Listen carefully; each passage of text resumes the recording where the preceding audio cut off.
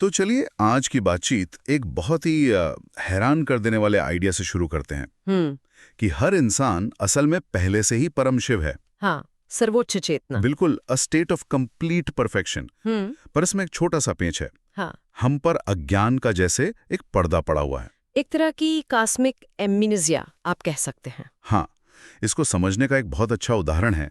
सोचिए आपके हाथ में एक बिल्कुल साफ क्रिस्टल है। एकदम प्योर ट्रांसपेरेंट। अब आप उसे किसी लाल कपड़े के पास ले जाएं तो वो लाल दिखने लगता है, नीले के पास तो नीला। सही बात है। पर क्या क्रिस्टल का अपना कोई रंग है? नहीं। वो तो बस अपने आसपास के रंग दिखा रहा है, जबकि अंदर से वो हमेशा शुद्ध ही है।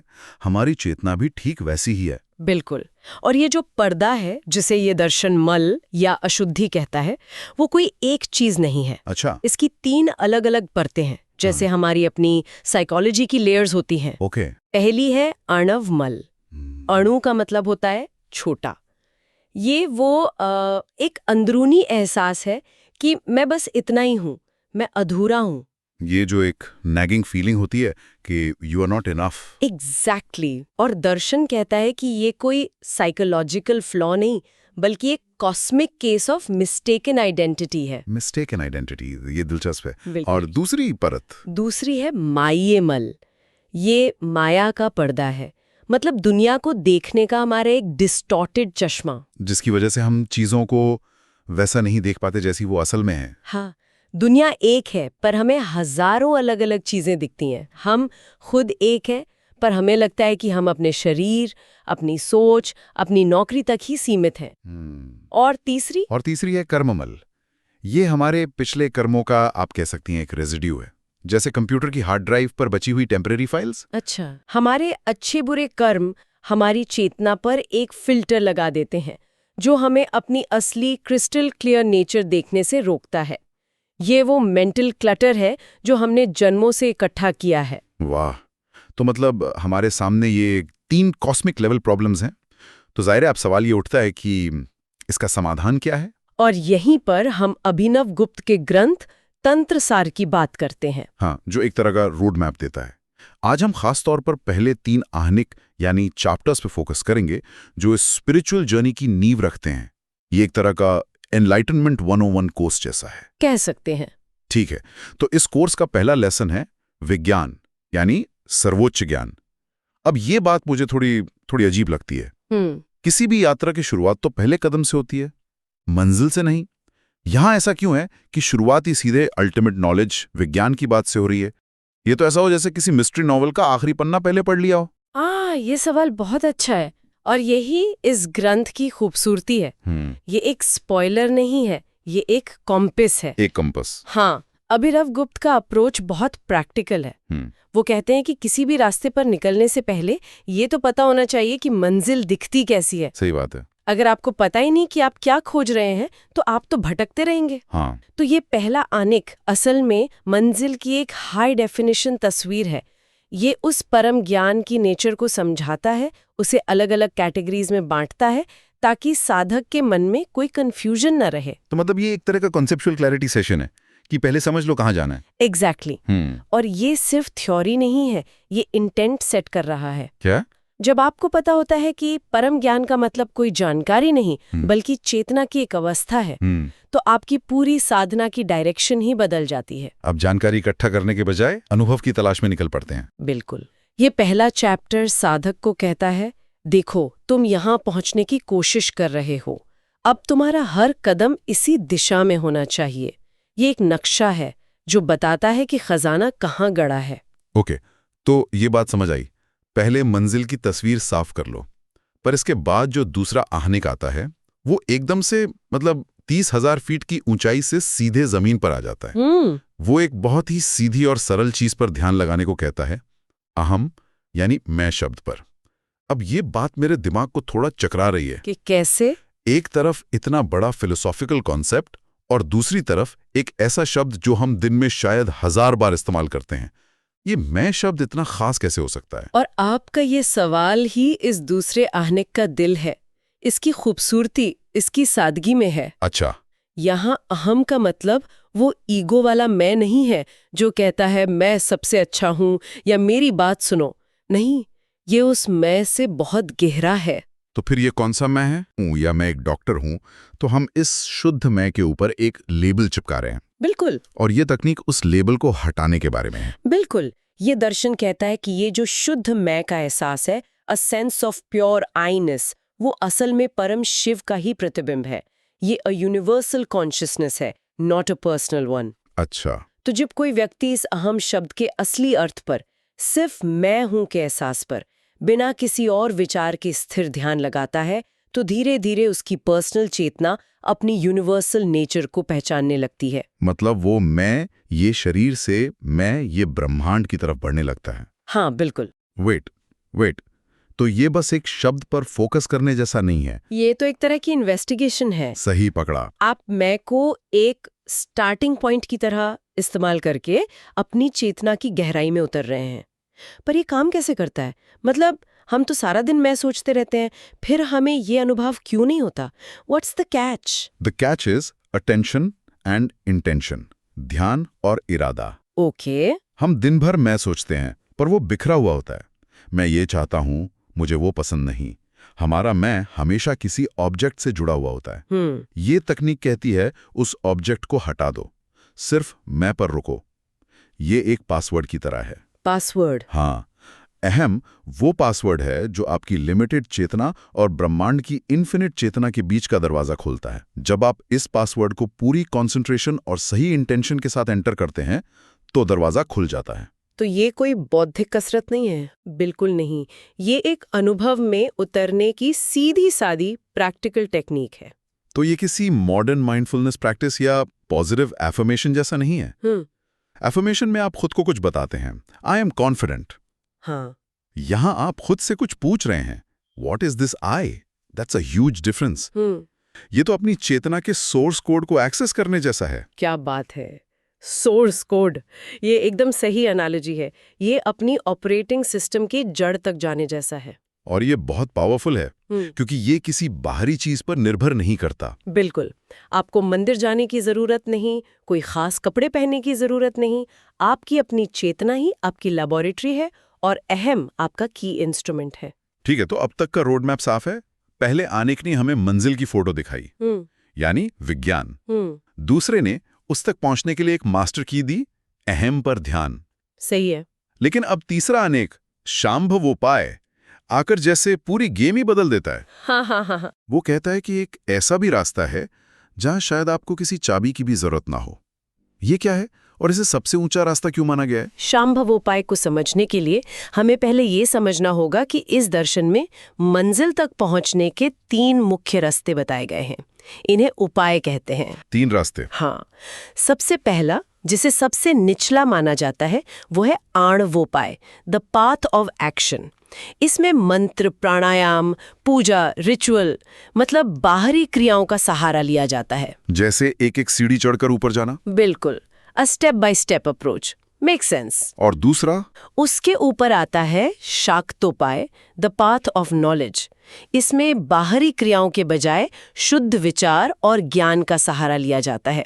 साधक अपने मन और बुद्धि का इस्तेमाल करके भ्रम को काटता है। मतलब ये सीढ़ियों पर चढ़ने के बजाय लिफ्ट लेने जैसा है। हाँ, ये तेज है, पर इसमें भी एक प्रोसेस है। ठीक है, तो एक है एक्शन बेस्ड, दूसरा है नॉलेज बेस्ड। तो फिर ये शांभवोपाय क्या है? शांभवोपाय एक टेलीपोर्टेशन है। टेलीपोर्टेशन? हाँ जी। इसमें ना सीढ़ी है ना लिफ्ट। ये कुछ करने का रास्ता नहीं है, ये सीधे होने का रास्ता है। सीधे होने का? अगर हम उस मूल विचार पे वापस जाएं कि व्यक्ति पहले से ही शिव है, तो शांभवोपाय बस इसी सच्चाई को एक झटके में रिकॉग्नाइज करने का मार्ग है। इसमें कोई प्रोसेस नहीं है? कोई प्रोसेस नहीं। ये इच्छा शक्ति, यानी इच्छा शक्ति के एक सिंगल एक्ट से होता है। होल्ड, ये तो बहुत रेडिकल आइडिया है। मतलब एनलाइटनमेंट सालों की मेहनत से अचीव करने वाली चीज नहीं, बल्कि एक ग्लिच की तरह है जिसे आप अपनी परसेप्शन में इंस्टेंटली ट्रिगर कर सकते हैं। एग्जैक्टली। इसीलिए इसे सर्वोच्च उपाय कहा गया है। ये कहता है कि परम सत्य को पाने के लिए आपको कोई दूरी तय नहीं करनी है, क्योंकि वो आप ही हैं। आपको बस अपनी देखने की नजर बदलनी है। बिल्कुल। और ये बदलाव, ये शिफ्ट इच्छा शक्ति के एक पल से आता है। हो सकता है गुरु का एक शब्द सुनकर हो जाए, या डूबते सूरज को देखकर, या किसी गहरी अनुभूति में चेतना में अचानक एक फ्लिप होता है और व्यक्ति अपनी असली शिव प्रकृति को पहचान लेता है। इसमें कोई प्रयास नहीं है, सिर्फ रिकग्निशन है। सिर्फ रिकग्निशन, ये रियलाइजेशन है कि अरे मैं तो पहले से ही घर पर था। वाह। तो आणवोपाय और शाक्तोपाय लैडर हैं, हाँ, और शांभवोपाय ये रियलाइज करना है, you can fly, so you don't need the ladder at all. बिल्कुल ये तो पूरे स्पिरिचुअल एफर्ट के आइडिया कोई चैलेंज करता है। बिल्कुल। ये कहता है कि a true master of Shambhavopaya does nothing yet accomplishes everything, क्योंकि वो अपनी इच्छा को ब्रह्मांड की इच्छा से अलाइन कर लेता है। ये बहुत सूक्ष्म है और इसीलिए इसे सबसे ऊंचा और सबसे डायरेक्ट रास्ता माना जाता है। तो अगर अब इन सबको एक साथ रखें, तो अभिनव गुप्त ने एक पूरा स्पिरिचुअल टूल किट दे दिया है। हाँ, एक पूरा सिस्टम है। पहले आनेक एक में वो आपको खजाने की एक तस्वीर दिखाते हैं। यह है विज्ञान, यह है वो परम चेतना जिसे तुम पाना चाहते हो। हाँ, लक्ष्य को समझना। फिर आनेक 2 में वो आपको एक मास्टर की देते हैं, अहम पर ध्यान, जिससे आप अपनी ही चेतना के ताले खोल सकते हो। एक विशिष्ट अभ्यास। और फिर आनेक 3 में वो सबसे बड़ा रहस्य खोलते हैं कि खजाने का बक्सा तो कभी बंद था ही नहीं, तुम बस अपनी इच्छा शक्ति से उसे अपना मान सकते हो। It's a brilliant progression. ये एक परफेक्ट समरी है। ये साधक की मैच्योरिटी के हिसाब से एक पूरा सिस्टम है, अवधारणा को समझने से लेकर एक विशिष्ट अभ्यास तक, और अंत में चेतना की उस एफर्टलेस अवस्था तक जहां कोई अभ्यास बाकी नहीं रहता, सिर्फ अनुभव रहता है। सिर्फ अनुभव। ये दिखाता है कि रास्ता चाहे कोई भी हो, मंजिल एक ही है, अपनी ही असली पहचान को जानना। और ये सब सुनने के बाद एक बहुत पावरफुल ख्याल मन में आता है। ये प्राचीन ग्रंथ हमें ये बता रहा है कि सबसे बड़ा रहस्य किसी दूर दराज की गुफा में या किसी पुराने शास्त्र में नहीं छिपा है। नहीं, वो तो मैं के हमारे रोजमर्रा के सबसे साधारण अनुभव में छिपा है। बिल्कुल। तो यहाँ हमारे श्रोताओं के लिए सोचने वाली बात यह है, क्या हो अगर मैं कौन हूं का जवाब कोई जटिल दार्शनिक सिद्धांत ना होकर चेतना की एक ऐसी अवस्था हो जिसे सिर्फ अपनी इच्छा को एक खास दिशा में मोड़कर अभी इसी पल में पाया जा सकता है। What if enlightenment is not a destination to be reached, but a perspective to be chosen?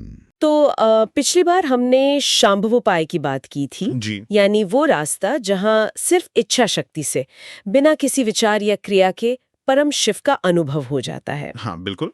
लेकिन एक सवाल तो उठता है कि क्या ये सबके लिए मुमकिन है, या ये सिर्फ उन लोगों के लिए है जो पहले से ही एक बहुत ऊंची अवस्था में है? बहुत जरूरी सवाल है, और हमारे आज के स्रोत तंत्रसार के 4थे और 5वें आहनिक ठीक इसी का जवाब देते हैं। अच्छा।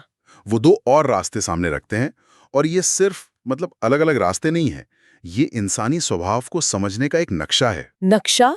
जी। ये तो बहुत दिलचस्प है। ये दर्शन ये कहता है कि मंजिल तो एक ही है, लेकिन हर किसी का शुरुआती बिंदु और चलने का तरीका अलग होता है। इसीलिए 4था आहनिक शक्ति उपाय की बात करता है और 5वां आणवोपाय की। तो ये सिर्फ 3 रास्ते नहीं हैं, बल्कि ये 3 तरह के लोग हैं, या 3 तरह की मानसिकताएं। बिल्कुल, आप इसे ऐसे ही समझ सकती। ठीक है, तो चलिए इस आईने में झांक कर देखते हैं। शुरुआत करते हैं 4थे आहनिक से, शक्ति उपाय। जी। शांभव उपाय में तो कोई विचार भी नहीं था, बस एक इच्छा थी। तो शक्ति उपाय उससे अलग कैसे हुआ? यहीं पर सबसे बड़ा फर्क है। देखिए, शांभव उपाय इच्छा शक्ति पर आधारित था। हाँ। शक्ति उपाय टिका है ज्ञान शक्ति पर, पावर ऑफ नॉलेज। इसमें विचार को खारिज नहीं करते, बल्कि एक बहुत ही शुद्ध और शक्तिशाली विचार को साधन बना लेते हैं। अच्छा, तो मतलब किसी मंत्र या आसन के बिना? हाँ, किसी बाहरी क्रिया, मंत्र या आसन की जरूरत ही नहीं है। ये तो वैसा हुआ जैसे कभी-कभी होता है ना, आप किसी चीज के बारे में सोच रहे होते हैं और फिर अचानक एकदम से सब कुछ साफ हो जाता है, एक आहा मोमेंट। आपने बिल्कुल सही पकड़ा। ये वही आहा पल है, लेकिन बहुत बड़े पैमाने पर। ये मार्ग उन लोगों के लिए है जिनका मन बहुत ज्यादा शुद्ध और एकाग्र होता है। वो सिर्फ एक सही विचार को पकड़कर अपने असली स्वरूप का अनुभव कर सकते हैं। और वो विचार क्या है? वो विचार है, मैं ही परम शिव हूँ। अच्छा। यहाँ शक्ति का मतलब चेतना की वो ऊर्जा है जो ज्ञान की एक किरण से अज्ञान के मोटे पर्दे को जला देती है। और हमारे स्रोतों में इसी अज्ञान के पर्दे को मल कहा गया है ना? जी बिल्कुल, यही तो सारी समस्या की जड़ है। तो शक्योपाय में इस पर्दे को हटाने का औजार ज्ञान है, लेकिन ये मल है क्या? क्या ये सिर्फ मुझे नहीं पता वाली बात है या कुछ और गहरा है? नहीं, ये सिर्फ जानकारी की कमी नहीं है।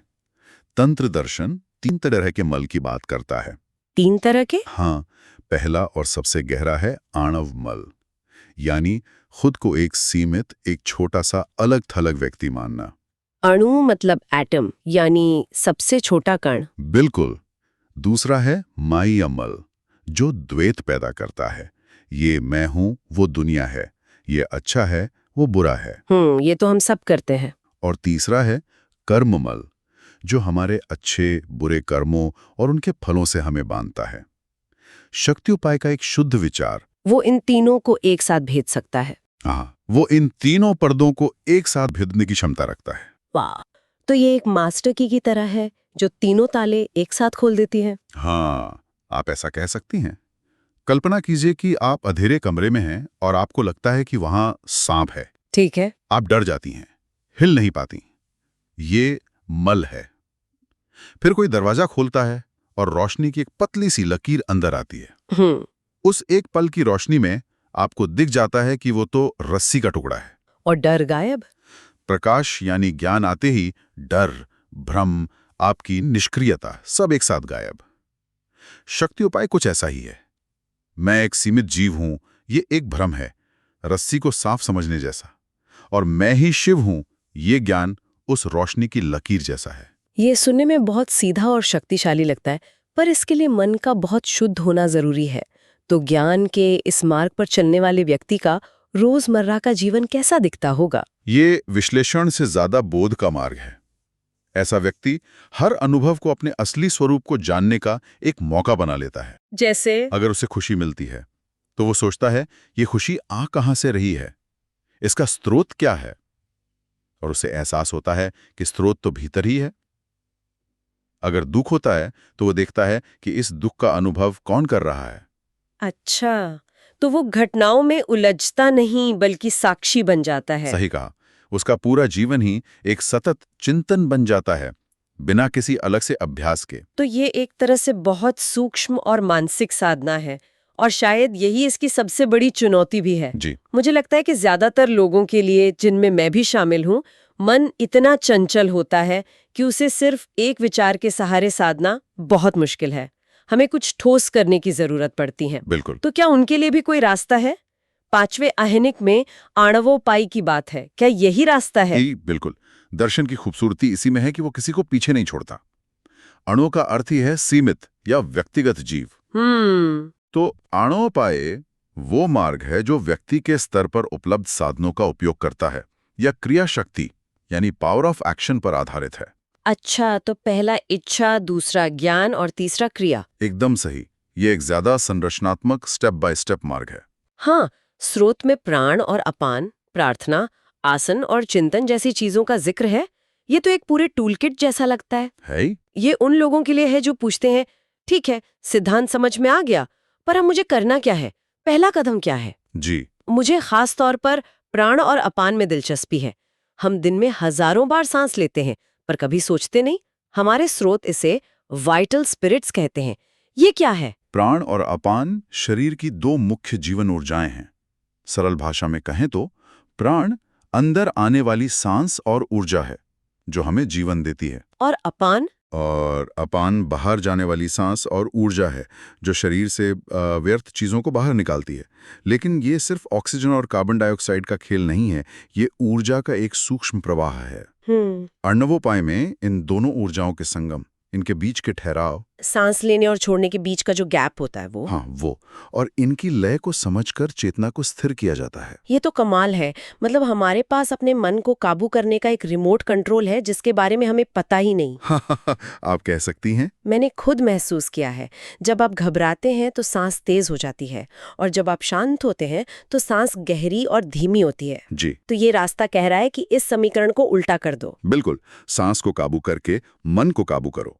सांस ही वो पुल है जो हमारे स्थूल शरीर और सूक्ष्म मन को जोड़ता है। वाह। योग की पूरी प्रणाली, जिसे हम प्राणायाम कहते हैं, इसी सिद्धांत पर आधारित है। ये सबसे सुलभ साधन है जो हर इंसान के पास हर पल मौजूद है। ये बहुत व्यवहारिक लगता है। अच्छा, इस टूल किट में अगला औजार है प्रार्थनाओं का पाठ। इसका क्या मतलब है? क्या ये सिर्फ कुछ श्लोकों को दोहराना है? इसका संबंध मंत्र जाप से है, लेकिन ये उससे कहीं ज्यादा गहरा है। यहाँ प्रार्थना या मंत्र सिर्फ शब्द नहीं है, बल्कि ध्वनि का एक विशेष कंपन है, एक वाइब्रेशन। आधुनिक विज्ञान भी अब मान रहा है कि पूरा ब्रह्मांड मूल रूप से कंपनों का खेल है। स्ट्रिंग थ्योरी जैसी चीजें? जी, इस मार्ग में मंत्रों के जाप से मन को बाहरी भटकाव से हटाकर एक बिंदु पर टिकाया जाता है। तो ये मन को एक लंगर देने जैसा है, जैसे तूफान में जहाज को एक जगह स्थिर रखने के लिए लंगर डाला जाता है। बहुत अच्छी उपमा है। वैसे ही मन को विचारों के तूफान में भटकने से रोकता है। बिल्कुल, ये ध्वनि की शक्ति का उपयोग करके मन के शोर को शांत करने जैसा है। ये मन को शुद्ध करने और उसे ध्यान के लिए तैयार करने का एक बहुत शक्तिशाली तरीका है। ठीक है, तो हमने सांस यानी ऊर्जा को साधा, फिर ध्वनि यानी मंत्र से मन को एकाग्र किया। इसके बाद स्त्रोत शारीरिक आसनों की बात करते हैं। जी, पोस्चर्स ऑफ द बॉडी। योग में तो आसनों पर बहुत जोर दिया जाता है, यहाँ इनका क्या महत्व है? इनका महत्व बहुत गहरा है। देखिए, शरीर और मन अलग अलग नहीं है। वो तो है। अगर आप तनकर सीधे बैठते हैं तो आप ज्यादा सतर्क महसूस करते हैं।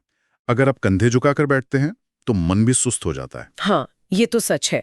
जब किसी जरूरी मीटिंग के लिए सीधे तनकर बैठते हैं तो आत्मविश्वास का स्तर ही अलग होता है। बिल्कुल। तो आणवोपाय कहता है कि ध्यान में गहरा उतरने के लिए एक स्थिर शरीर अनिवार्य है। अनिवार्य? हाँ, एक चंचल और बेचैन शरीर में मन कभी शांत नहीं हो सकता। इसलिए सही आसनों के अभ्यास से शरीर को साधा जाता है, उसे स्थिर और आरामदायक बनाया जाता है। मतलब शरीर को साधना के लिए एक मजबूत बर्तन की तरह तैयार करना है। सही कहा, ताकि उसमें ध्यान की ऊर्जा टिक सके। ये एक तरह की नींव है। अगर नींव ही मजबूत नहीं होगी तो इमारत कैसे टिकेगी? और आखिर में श्रोत कहते हैं मन का चिंतन, कॉन्टेम्पलेशन ऑफ माइंड। तो क्या ये सब तैयारी, सांस, मंत्र, आसन इसी के लिए है? हाँ, ये सभी मन को चिंतन या ध्यान के लिए तैयार करने के शक्तिशाली साधन है। अच्छा। जब शरीर स्थिर है, ऊर्जा संतुलित है और मन मंत्र के जरिए एकाग्र हो चुका है, तब वह किसी एक विचार पर गहराई से टिक सकता है। आणवोपाय में इसी क्रमिक अभ्यास से चेतना धीरे धीरे अपने असली स्वरूप को पहचानने लगती है। ये सब बहुत व्यवस्थित है, लेकिन क्या इसमें खतरा नहीं है कि लोग क्रिया में ही उलझ कर रह जाएं, कि आसन और मंत्र ही मंजिल बन जाएं और असली लक्ष्य पीछे छूट जाए? ये एक बहुत ही महत्वपूर्ण और वैध चिंता है, और ये आणवोपाय का सबसे बड़ा संभावित गड्ढा है। स्रोत इस बारे में सावधान करते हैं कि ये सभी क्रियाएं साधन हैं, साध्य नहीं। यह एक नाव की तरह है जो आपको नदी पार करने में मदद करती है। लेकिन नदी पार करने के बाद आपको नाव को छोड़कर आगे बढ़ना होता है। बिल्कुल, उसे सिर पर उठाकर नहीं घूमना होता। अगर कोई सिर्फ सांस की तकनीकें करने में या मंत्र गिनने में ही उलझ जाए और उससे उसकी चेतना में कोई बदलाव ना आए, तो वो सिर्फ व्यायाम कर रहा है, साधना नहीं। एकदम सही। वो सिर्फ शारीरिक और मानसिक व्यायाम कर रहा है, आध्यात्मिक साधना नहीं। लक्ष्य हमेशा चेतना के मल को हटाना है, क्रियाओं को सिद्ध करना नहीं। तो इस सब का मतलब क्या है? हमारे पास 3 रास्ते हो गए। शांभुव उपाय जो इच्छा मात्र से होता है, जी, फिर शक्ति उपाय जो शुद्ध ज्ञान के एक पल से होता है, और अब आणवोपाय जो क्रिया और अभ्यास का चरण दर चरण मार्ग है। ऐसा लगता है कि ये दर्शन सिर्फ अलग अलग रास्ते नहीं बता रहा, बल्कि ये कह रहा है कि पहले खुद को पहचानो कि तुम किस तरह के यात्री हो। बिल्कुल। अगर हम इसे बड़ी तस्वीर से देखें तो तंत्र सार का ये ढांचा बहुत ही समावेशी और मनोवैज्ञानिक है। ये नहीं कहता कि सिर्फ मेरा ही रास्ता सही है। ये कहता है कि तुम्हारी प्रकृति जैसी है, तुम्हारे लिए वैसा ही रास्ता है। कोई सहज ज्ञानी, इंट्यूटिव है, उसके लिए शांभव उपाय है। कोई बौद्धिक, इंटेलेक्चुअल है, उसके लिए शक्ति उपाय है। और कोई कर्मठ, प्रैग्मैटिक है, जिसे करने से चीजें समझ आती हैं, उसके लिए आणवोपाय है। लेकिन लक्ष्य सबका एक ही है। लक्ष्य सबका एक ही है, उस मल को हटाना जो हमें हमारे असली शिव स्वरूप से दूर रखता है। इस सच में बहुत व्यवहारिक सोच है। यह अध्यात्म को किसी ऊंचे दुर्गम पहाड़ की चोटी जैसा नहीं दिखाता, नहीं, बल्कि ये कहता है कि आप जहां भी हैं, जैसे भी हैं, आपके लिए वहीं से एक रास्ता शुरू होता है। ये बहुत सशक्त करने वाला विचार है। सही कहा। और ये एक महत्वपूर्ण सवाल खड़ा करता है जिसे श्रोता अपने साथ ले जा सकते हैं। बताइए। इस दर्शन में ज्ञान और क्रिया के अलग-अलग मार्ग बताए गए हैं। जरा सोचिए, हम अपनी जिंदगी में जब भी कुछ नया सीखते हैं या खुद को बदलना चाहते हैं, चाहे कोई नई स्किल हो या कोई बुरी आदत छोड़नी हो, क्या हम चीजों को सिर्फ समझकर, मतलब एक किताब पढ़कर या एक गहरी बातचीत से ही खुद को बदल पाते हैं? ये शक्ति उपाय का तरीका हुआ। या फिर हमें एक ठोस योजना, कुछ नियम, एक दैनिक अभ्यास की जरूरत पड़ती है, जैसे जिम जाने के लिए एक रूटीन बनाना? बिल्कुल, ये आणु उपाय का तरीका हुआ। हमारा स्वाभाविक उपाय कौन सा है, ज्ञान का या क्रिया का? ये सवाल सिर्फ आध्यात्मिक नहीं है, ये हमारे जीवन के हर पहलू पर लागू होता है। जी, शायद अपने स्वाभाविक तरीके को पहचानने से हम अपने लक्ष्यों को ज्यादा आसानी से हासिल कर सकते हैं, बजाय इसके कि हम किसी और के तरीके को अपनाने की कोशिश करते रहें जो हमारे स्वभाव के विपरीत हो। बिल्कुल। अपने स्वभाव को जानना और उसके अनुसार अपना मार्ग चुनना, यही शायद सबसे बड़ी बुद्धिमानी है। समय क्या है? अगर मैं किसी से भी पूछूं तो शायद पहला जवाब होगा घड़ी, सेकंड, मिनट, घंटे। हाँ, एक ऐसी नदी जो बस बह रही है और हम सब उसमें बहते जा रहे हैं। बिल्कुल। लेकिन क्या हो अगर समय कोई बाहरी नदी हो ही ना? क्या हो अगर समय हमारे अंदर से ही, मतलब हमारी हर सांस के साथ पैदा हो रहा हो? ये एक बहुत ही गहरा सवाल है। आज हम जिस सोर्स की गहराई में उतर रहे हैं वो है अभिनव गुप्त का तंत्रसार, और स्पेसिफिकली उसका छठा चैप्टर, जिसे आहनिक कहते हैं। जी। यहाँ एक कमाल का कॉन्सेप्ट है, कालध्वा, यानी समय का मार्ग। और आज हमारा मिशन ये समझना है कि इस नजरिए से हमारी एक सांस से लेकर पूरे ब्रह्मांड के खत्म होने तक का समय, जिसे महाप्रलय कहते हैं, सब कुछ हमारी ही लाइफ फोर्स, हमारी प्राण शक्ति से कैसे जुड़ा है। चलिए इसको आराम से परत दर परत खोलते हैं। बिल्कुल। तो शुरू यहीं से करते हैं। कालध्वा, ये शब्द ही अपने आप में बहुत गहरा लगता है, पर इसका हमारी सांसों से क्या लेना देना? हम तो हमेशा से यही मानते आए हैं कि समय ऑब्जेक्टिव है, बाहरी है। मेरी घड़ी और आपकी घड़ी एक ही रफ्तार से चलती है। ये फिलॉसफी तो इस पूरी सोच को चैलेंज करती है ना? बिल्कुल करती है। ये कहीं सिर्फ एक पोएटिक मेटाफर तो नहीं है? ये बहुत अच्छा सवाल है, क्योंकि यहीं से पूरा नजरिया खुलता है। और नहीं, ये पोएटिक मेटाफर से कहीं ज्यादा है। ये एक, आप कह सकती हैं, एक पूरा साइंस है, एक फ्रेमवर्क है। अच्छा। इस दर्शन में समय कोई बाहरी मैकेनिकल चीज नहीं है जिसे हम नापते हैं। ये एक अनुभव है, कॉन्शियसनेस का एक फंक्शन है, चेतना का। हाँ। और इस अनुभव की जो बुनियादी इकाई है, इसका जो फंडामेंटल टिक टॉक है, वो प्राण का कार्य है। मतलब समय को किसी बाहरी एटॉमिक क्लॉक से नहीं, बल्कि हमारे अंदर चल रही जीवन शक्ति की लय से मापा जा रहा है। प्राण का कार्य? इसे थोड़ा और आसान करेंगे। क्या इसका मतलब सिर्फ सांस लेना और छोड़ना है? हाँ भी और नहीं भी। देखिए, स्थूल स्तर पर, मतलब फिजिकल लेवल पर, ये हमारी सांस ही है। ओके। लेकिन सूक्ष्म यानी सटल लेवल पर ये उससे कहीं ज्यादा है। तंत्र में प्राण सिर्फ ऑक्सीजन नहीं है, ये वो कॉस्मिक एनर्जी है जो शरीर के अंदर आती है। और अपान? अपान वो ऊर्जा है जो बाहर जाती है।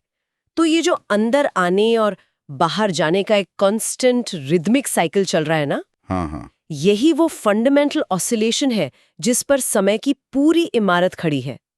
आपकी हर एक सांस, जिसमें प्राण और अपान दोनों शामिल हैं, वो इस जैविक घड़ी का एक टिक है। ओके, ये बहुत दिलचस्प है। तो जैसे किसी कंप्यूटर की स्पीड उसके सीपीयू की क्लॉक स्पीड तय करती है, बिल्कुल, जो बिलियंस ऑफ साइकिल्स पर सेकंड होती है, वैसे ही हमारी चेतना के लिए समय का अनुभव इस प्राण अपान के साइकिल पर निर्भर करता है। आपने बिल्कुल सही पकड़ा। पर यहाँ एक प्रैक्टिकल सवाल उठता है, अगर मैं मान लीजिए सीढ़ियां चढ़कर आऊं तो मेरी सांस तेज हो जाती है। हाँ। तो क्या इसका मतलब ये होगा कि मेरे लिए समय तेजी से भागने लगता है? इस इंटरनल क्लॉक का हमारी शेयर्ड रियलिटी से तालमेल कैसे बैठता है? बेहतरीन सवाल, और सोर्स इसका जवाब देता है। ये जो गणना है, ये हमारी बदली हुई या एजिटेटेड ब्रीदिंग पर आधारित नहीं है। अच्छा। इसका आधार एक स्वस्थ शांत इंसान की जो स्वाभाविक सांस की गति है, वो है, ओके। जिसे स्वाभाविक प्राणाचार कहते हैं। ये एक बेसलाइन है। जब योगी या साधक ध्यान में उतरते हैं तो वो अपनी सांस की गति को इसी स्वाभाविक लय में ले आते हैं। समझ गया। तो ये फिलॉसफी ये नहीं कह रही कि समय हर पल आपके मूड के हिसाब से बदलता है, बल्कि ये कि समय का जो फंडामेंटल स्ट्रक्चर है वो चेतना की एक शांत अवस्था में प्राण की गति से जुड़ा है। और जो हमारी घड़ियां हैं, बाहरी दुनिया की घड़ियां बस इसी आंतरिक लय का एक स्थूल, एक सोशल अग्रीमेंट वाला रूप है। समझ गया। तो ये एक स्टैंडर्डाइज्ड बायोलॉजिकल क्लॉक की बात हो रही है, ठीक है। तो अगर हमारी सांस समय की सबसे छोटी इकाई है तो ये स्केल अप कैसे होती है? मतलब एक सांस से एक दिन, एक साल और फिर ब्रह्मांड के अंत तक का सफर, ये तो एक बहुत बड़ा लीप लगता है। ये बहुत बड़ा लीप है। तो इस कॉस्मिक क्लॉक का कोई ब्लूप्रिंट, कोई मैथ है इन सोर्सेज में? बिल्कुल है। और सच कहूं तो ये इस दर्शन का सबसे माइंड ब्लोइंग हिस्सा है। ये कोई वेग फिलॉसफी नहीं है, इसमें पूरी कैलकुलेशन दी गई है। अच्छा। ये यात्रा शुरू होती है समय की सबसे छोटी इकाई से, जिसे त्रुटि कहा गया है। त्रुटि? ये इतनी छोटी है कि पलक झपकने में हजारों त्रुटियां बीत जाती हैं। सोर्स के मुताबिक प्राण के कुछ खास सूक्ष्म स्पंदन या मूवमेंट्स मिलकर एक त्रुटि बनाते हैं। रुके, मतलब उन्होंने सांस के भी अंदर जाकर उसके कंपोनेंट से समय को नापा है। एग्जैक्टली। और फिर ये चेन आगे बढ़ती है। कई त्रुटियां मिलकर एक वेद बनाती हैं। कई वेद से एक लव बनता है। फिर लव से निमेर, मुहूर्त, जो लगभग 48 मिनट होता है। बिल्कुल। और फिर मुहूर्त से दिन, रात, पक्ष, महीने और साल। हर स्टेप पर जो बेस यूनिट है वो वही प्राण का स्पंदन है। ये तो एक तरह का कॉस्मिक फ्रैक्टल लग रहा है। बिल्कुल सही शब्द है, जहां एक छोटा सा पैटर्न खुद को दोहराते हुए एक विशाल स्ट्रक्चर बना रहा है। ये कमाल है ना? मतलब किसी ने बैठकर ये पूरा हिसाब लगाया। ये किसी मॉडर्न फिजिक्स की इक्वेशन जैसा लगता है, बस ये कॉन्शियसनेस के लिए लिखी गई है।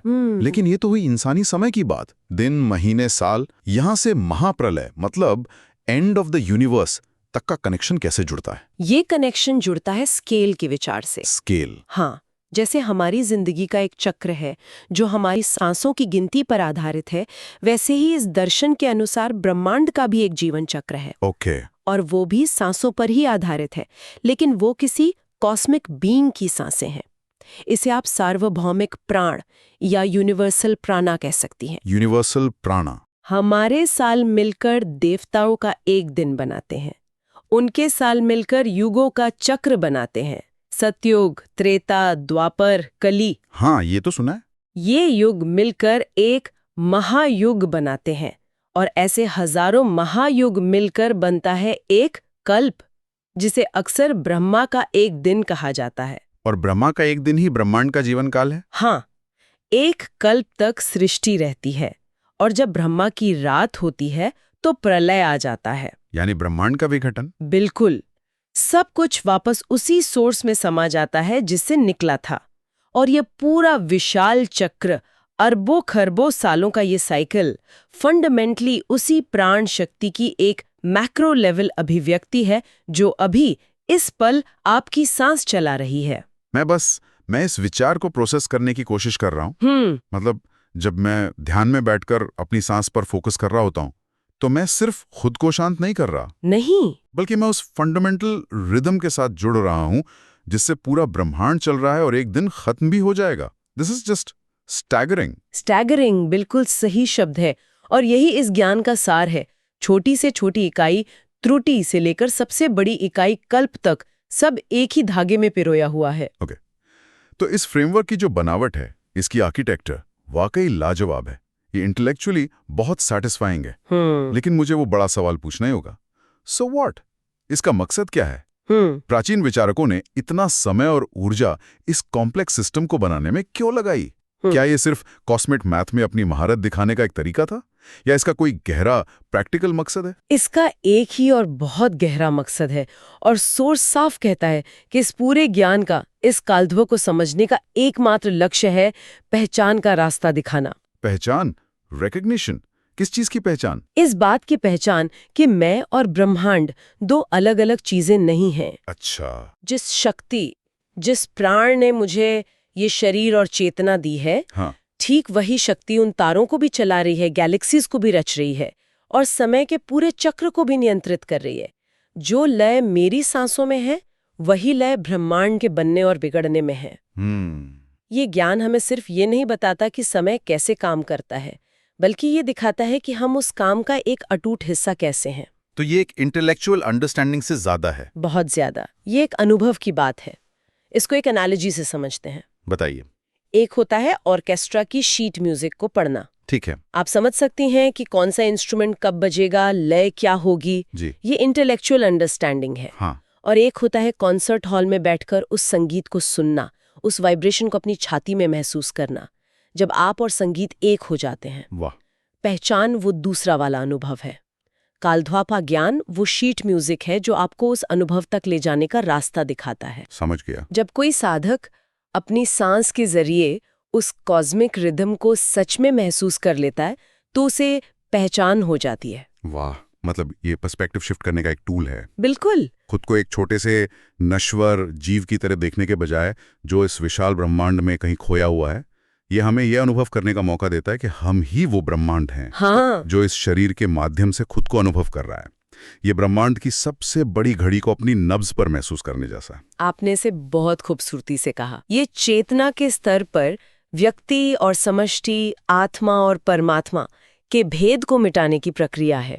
और इसका असर बहुत गहरा होता है। जब आप समय को इस तरह से अनुभव करने लगते हैं तो आप समय के बंदी नहीं रहते। भविष्य की चिंता और अतीत का बोझ वो हल्का होने लगता है। क्यों?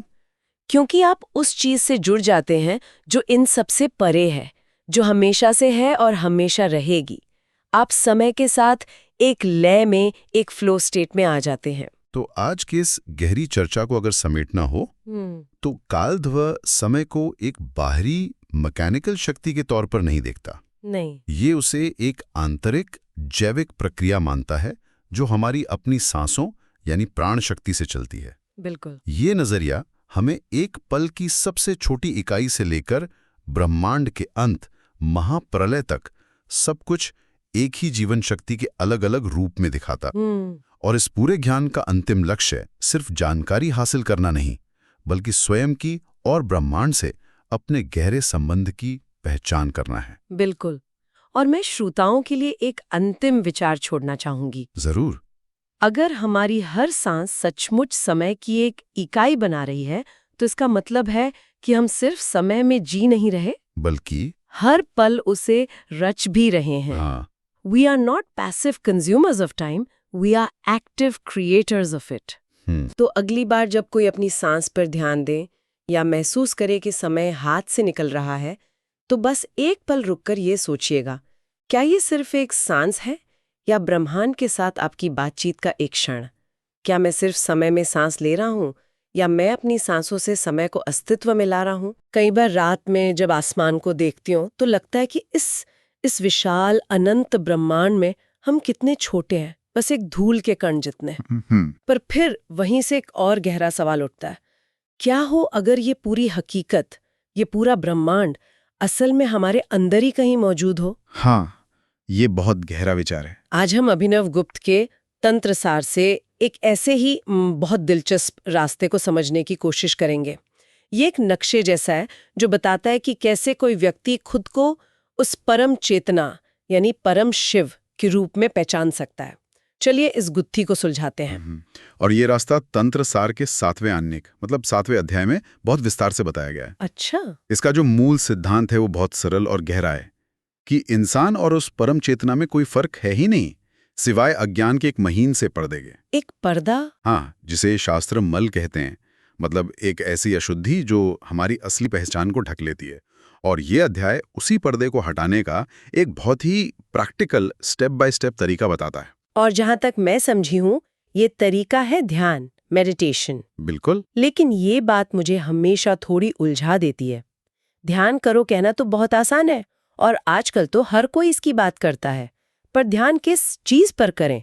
मतलब एक खालीपन पर, अपनी सांसों पर या कुछ और? ये शास्त्र क्या कहता है इस बारे में? आपका सवाल ही एक तरह से इस पूरे अध्याय का सार है। यहाँ ध्यान का लक्ष्य है ध्यान की स्थिरता के जरिए ये महसूस करना कि ये जीवात्मा और परम शिव एक ही हैं। ध्यान की स्थिरता? हाँ, और यहाँ ये स्थिरता शब्द बहुत महत्वपूर्ण है, इसका मतलब सिर्फ कुछ देर के लिए कॉन्सेंट्रेट करना नहीं है। अच्छा। इसे ऐसे समझिए जैसे एक झील है जिसमें लगातार लहरें उठ रही हैं और आप उसमें आसमान का अक्स देखने की कोशिश कर रहे हैं। तो कुछ धुंधला सा ही दिखेगा। हाँ, साफ नहीं दिखेगा। स्थिरता का मतलब है उन लहरों का पूरी तरह शांत हो जाना, ताकि झील एक शीशे की तरह बन जाए और उसमें आसमान का अक्स हूबहू उतर आए। वो लहरें हमारे विचार हैं और वो शांत झील ही ध्यान की स्थिरता है। ये सुनना दिलचस्प है, क्योंकि आजकल मेडिटेशन को अक्सर तनाव कम करने का एक टूल, एक लाइफ हैक की तरह देखा जाता है। बिल्कुल बिल्कुल। मतलब ऑफिस के स्ट्रेस से राहत पाने का एक तरीका। लेकिन यहाँ बात तनाव कम करने की नहीं, बल्कि अपनी पहचान को ही जड़ से बदलने की हो रही है। ये तो बहुत ही रैडिकल विचार है। बिल्कुल, ये तनाव प्रबंधन से बहुत बहुत आगे की बात है। ये तो अस्तित्व के रूपांतरण की प्रक्रिया है। ठीक है, तो चेतना की झील को स्थिर करना है, उसे एक शीशे की तरह बनाना है, पर उसे टिकाना कहाँ है? वो कौन सा पॉइंट है जिस पर ध्यान लगाकर ये स्थिरता आएगी? यहीं पर तत्व शब्द का जिक्र आता है। पहली बार सुनने में तो ये किसी केमिस्ट्री क्लास का शब्द लगता है। ये तत्व क्या है? इसे बहुत सरल तरीके से समझा जा सकता है। तत्व का मतलब है रियलिटी के सिद्धांत, या कह सकते हैं सृष्टि की परतें, लेयर्स ऑफ क्रिएशन। ओके।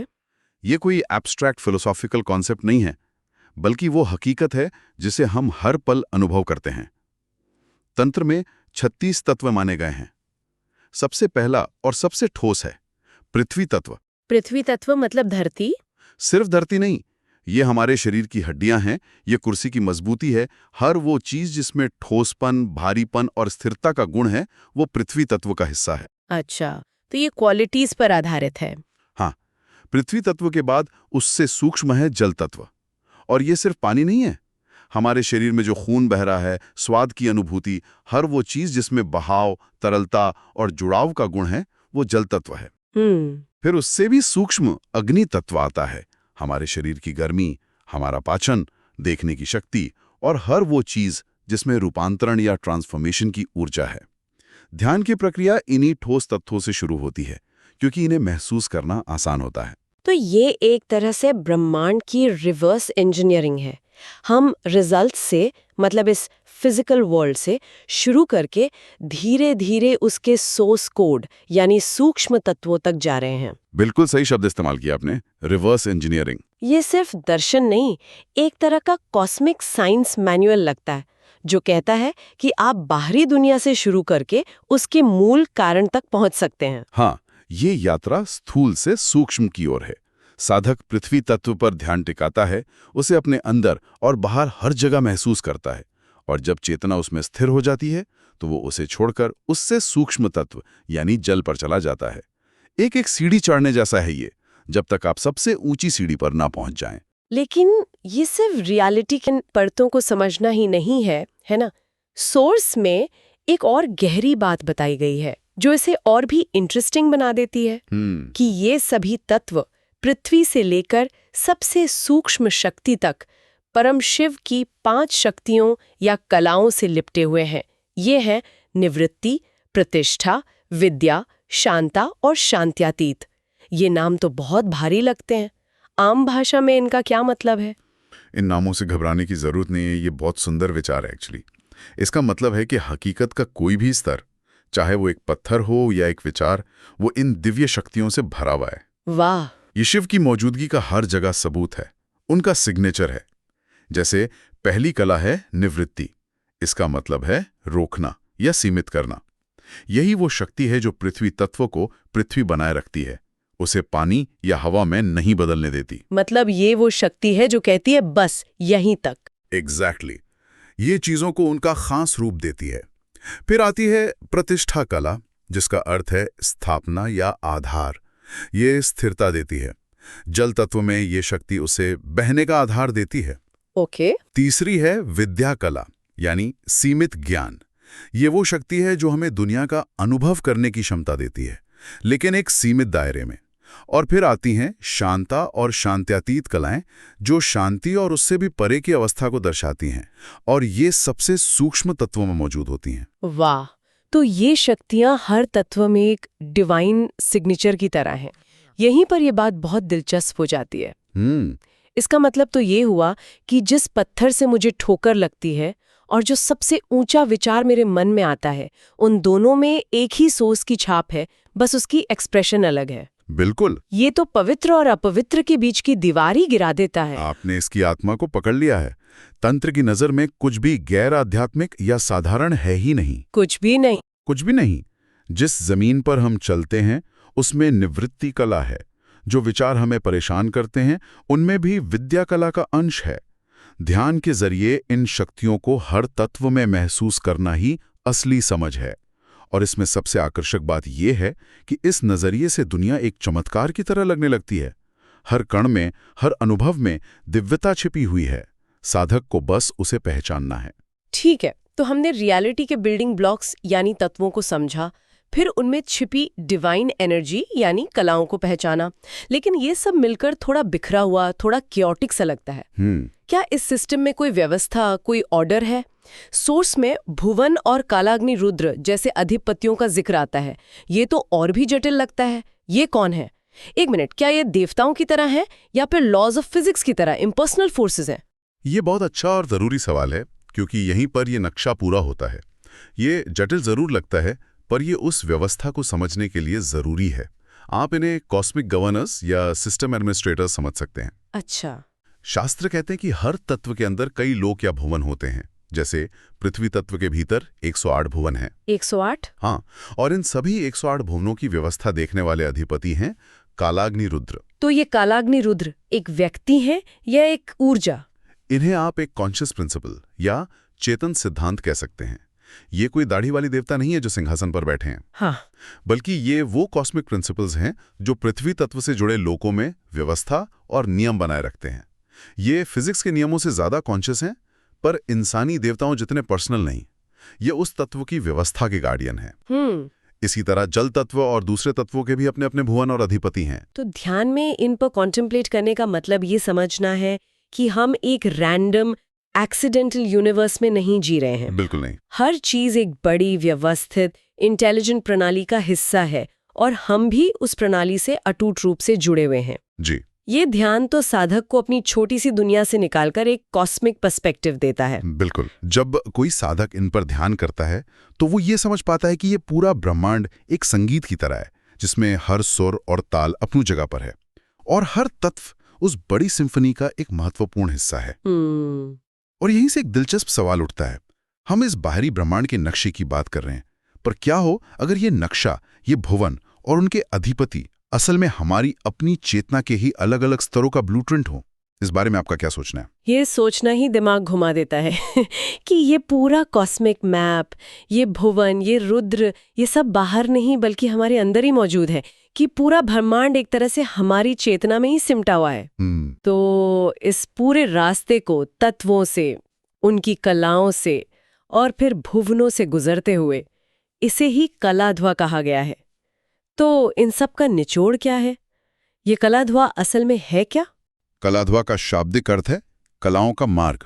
ये वही 5 कलाएं हैं जिनका हमने जिक्र किया। ये पूरा रास्ता एक बहुत ही स्ट्रक्चर्ड मेडिटेशन टेक्निक है। ओके। साधक इसके जरिए सृष्टि के बनने की प्रक्रिया को उल्टे क्रम में, रिवर्स ऑर्डर में अनुभव करता है, जैसे हम किसी फिल्म को रिवाइंड करते हैं। उल्टे क्रम में मतलब क्रिएशन के फिल्म को रिवाइंड करने जैसा। तो ये एक तरह से अपनी पहचान को अनलर्न करने की प्रक्रिया है। हम जो खुद को ये शरीर, ये नाम, ये विचार समझते हैं, उन परतों को एक एक करके उतारना। बिल्कुल सही। साधक अपनी चेतना को सबसे ठोस, सबसे बाहरी तत्व पृथ्वी पर टिकाता है। वो उसकी निवृत्ति कला को महसूस करता है।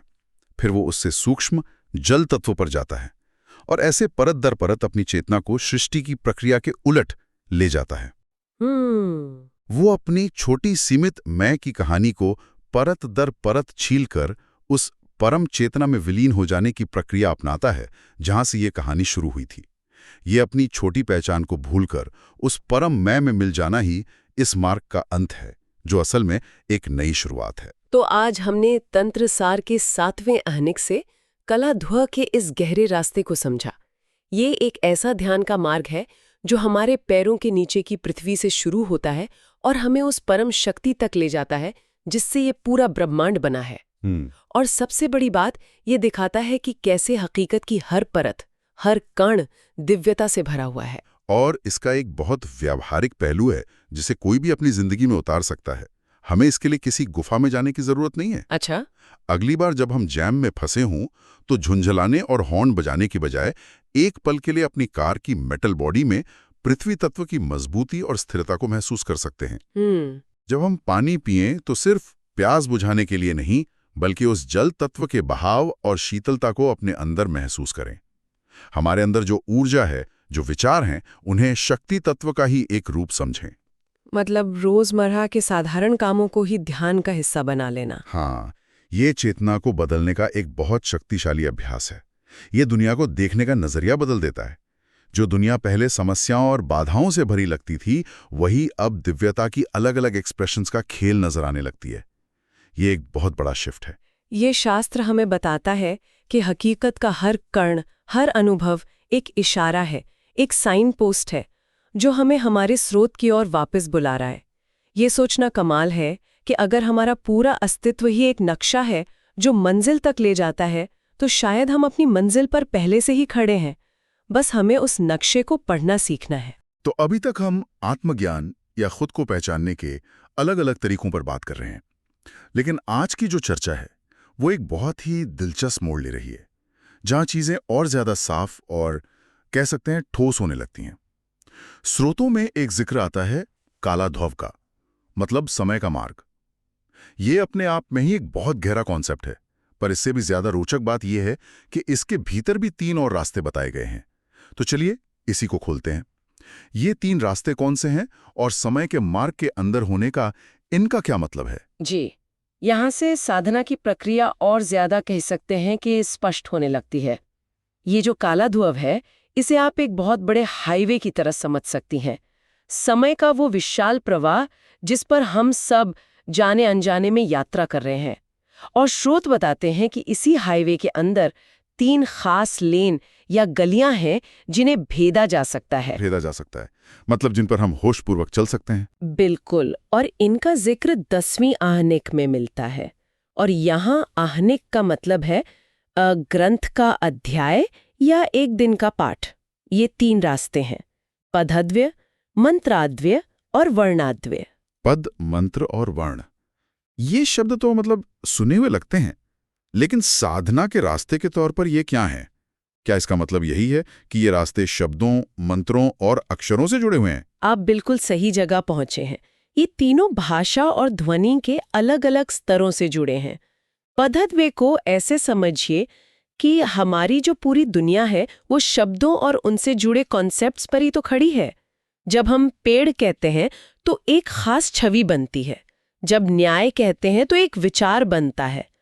तो इस रास्ते पर चलने का मतलब है ये समझना कि ये शब्द और विचार कैसे हमारी असलियत को बनाते हैं और कैसे इनके पार जाया जा सकता है। अच्छा, ये तो ऐसा हुआ जैसे हम किसी वेबसाइट को सिर्फ देख नहीं रहे, बल्कि उसके पीछे का कोड समझने की कोशिश कर रहे हैं कि कौन सी लाइन लिखने से स्क्रीन पर क्या दिखता है। तो पदद्वय हुआ शब्दों के कोड को डिकोड करना है। बिल्कुल यही। अब आते हैं वर्णाध्वा पर। ये और भी ज्यादा सूक्ष्म है। अगर पद शब्द है तो वर्ण वो मूल अक्षर या वो ध्वनियां हैं जिनसे शब्द बनते हैं, जैसे क, म, ल, ये वर्ण है और इनसे कमल पद बना। तो वर्णाध्वा का रास्ता इन मूल ध्वनियों की मौलिक ऊर्जा और उनके कंपन को साधने का है। ये भाषा के भी पहले का स्तर है, जहां सिर्फ शुद्ध ध्वनि है। हाँ, जिसका कोई मतलब नहीं, सिर्फ ऊर्जा है, वाइब्रेशन है।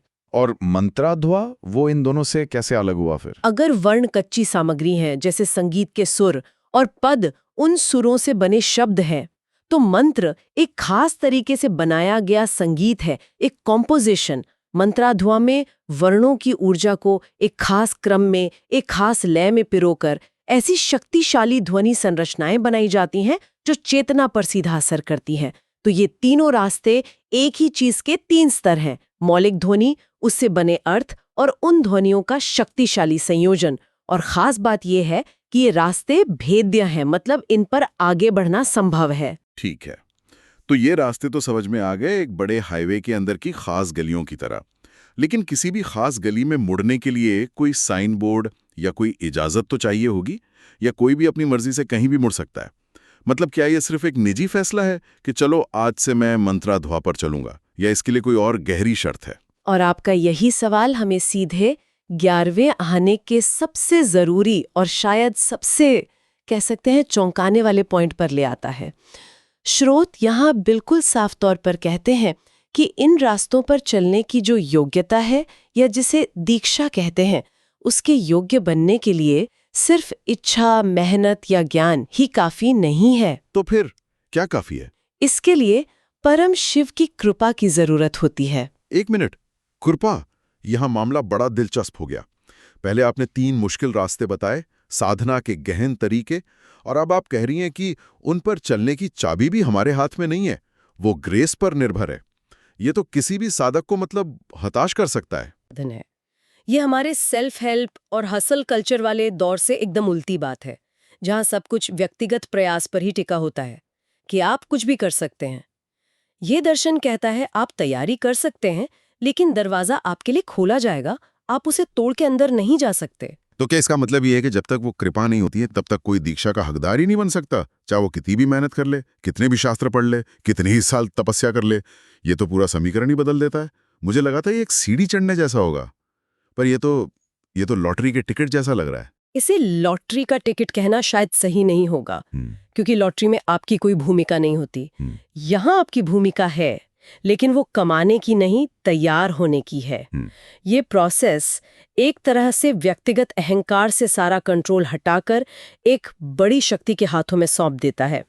साधक तैयारी कर सकता है, इच्छा रख सकता है, ज्ञान इकट्ठा कर सकता है, लेकिन दीक्षा का दरवाजा तभी खुलता है जब परम चेतना की कृपा होती है। ये ऐसा है जैसे कोई संगीतकार सालों रियाज करता है, सारे सुर ताल समझता है, लेकिन एक दिन अचानक उस पर कोई ऐसी धुन उतरती है जो दिव्य होती है। वो धुन उसकी मेहनत का फल तो है, लेकिन वो धुन सिर्फ मेहनत से नहीं आती, वो एक तरह की कृपा है, एक देन है। यहाँ गुरु स्वयं परम शिव है और कृपा वो चिंगारी है जो साधक के प्रयासों को असल में आग देती है। तो फिर मेहनत का इन सब रास्तों को जानने का क्या फायदा है? अगर आखिर में सब कुछ कृपा पर ही निर्भर है, तो कोई क्यों प्रयास करेगा? हाँ, यही सबसे गहरा सवाल है। प्रयास इसलिए जरूरी है ताकि जब कृपा हो तो आप उसे पहचानने और संभालने के लायक हो। मान लीजिए किसी को दुनिया का सबसे शुद्ध और कीमती अमृत दिया जाए, तो क्या वो उसे गंदे या टूटे हुए बर्तन में रखेगा? नहीं, बिल्कुल नहीं। वो पहले बर्तन को मांझेगा, साफ करेगा, उसे तैयार करेगा। साधना और प्रयास वो उस बर्तन को साफ करने की प्रक्रिया है, और कृपा वो अमृत है। प्रयास आपको उस बिंदु तक लाता है जहां आप कृपा को पहचान सकें, और कृपा आपको उस बिंदु से आगे ले जाती है जहां आपका प्रयास खत्म हो जाता है। ये बात तो पूरे नजरिए को ही बदल देती है। यह पाने या हासिल करने से ज्यादा ग्रहण करने की प्रक्रिया बन जाती है। तो चलिए मान लेते हैं किसी पर वो कृपा हुई और वो दीक्षा के लिए योग्य माना गया। अब पहला कदम क्या होगा? बर्तन को साफ करने की यह प्रक्रिया असल में दिखती कैसी है? एक बहुत ही सुंदर और प्रतीकात्मक सिंबॉलिक प्रोसेस बताता है। कृपा होने के बाद साधक को उस कृपा को ग्रहण करने के लायक बनना होता है, और दीक्षा की तैयारी के लिए सबसे पहले दिव्य जल में स्नान के नियमों का पालन करना होता है। दिव्य जल में स्नान, ये सुनने में बहुत काव्यात्मक लगता है। क्या इसका मतलब किसी खास नदी में नहाना है, जैसे गंगा में या किसी तीर्थ स्थान पर, या इसका कोई गहरा प्रतीकात्मक अर्थ है? इसका अर्थ शाब्दिक से कहीं ज्यादा प्रतीकात्मक है। यह सिर्फ शरीर की सफाई नहीं, बल्कि मन और चेतना की शुद्धि की प्रक्रिया है। जैसे हमने अभी बर्तन की बात की, दीक्षा के जरिए जो ज्ञान रूपी अमृत मिलने वाला है, उसे ग्रहण करने से पहले साधक को अपने भीतर की अशुद्धियों को धोना होता है। और ये अशुद्धियां या भीतर की मैल किस तरह की होती हैं? हम किस चीज को धोने की बात कर रहे हैं? ये हमारे गहरे बैठे संस्कार हैं, हमारी आदतें, हमारे पूर्वाग्रह, हमारी अधूरी भावनाएं, वो सारी मानसिक और भावनात्मक परतें जो सच को उसके असल रूप में देखने में बाधा डालती हैं। जैसे किसी के मन में बैठा पुराना गुस्सा, किसी बात का डर, या ये मजबूत राय कि मैं ही सही हूं। ये सब वो मैल है जो चेतना के पात्र को गंदा करती है। ये दिव्य स्नान वाली बात सुनने में तो अच्छी लगती है, लेकिन क्या ये सिर्फ एक मानसिक खेल नहीं है? मतलब हम कैसे जाने कि हमारी आंतरिक शुद्धि हो भी रही है या हम सिर्फ ऐसा सोच रहे हैं? ये एक बहुत वैलिड सवाल है। ये मानसिक खेल से कहीं ज्यादा है, क्योंकि इसका असर आपके व्यवहार में, आपकी प्रतिक्रियाओं में और दुनिया को देखने के आपके नजरिए में दिखने लगता है। ये दिव्य स्नान असल में उन परतों को होशपूर्वक देखने और उन्हें जाने देने का विधान है। ये चेतना का स्नान है जिसमें व्यक्ति अपने अहंकार को, अपनी सीमित पहचान को उस दिव्य जल में विसर्जित करता है, ताकि वो एक साफ पात्र की तरह उस परम ज्ञान को ग्रहण कर सके। ये दीक्षा के लिए खुद को तैयार करने का पहला और सबसे जरूरी संस्कार है।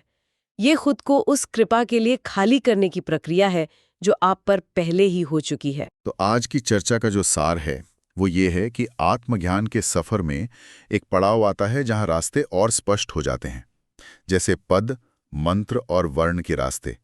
ये वो गलियां हैं जो समय के बड़े हाईवे यानी कालाधों के भीतर मौजूद हैं। लेकिन इन रास्तों पर चलने का अधिकार सिर्फ अपनी मर्जी या मेहनत से नहीं मिलता।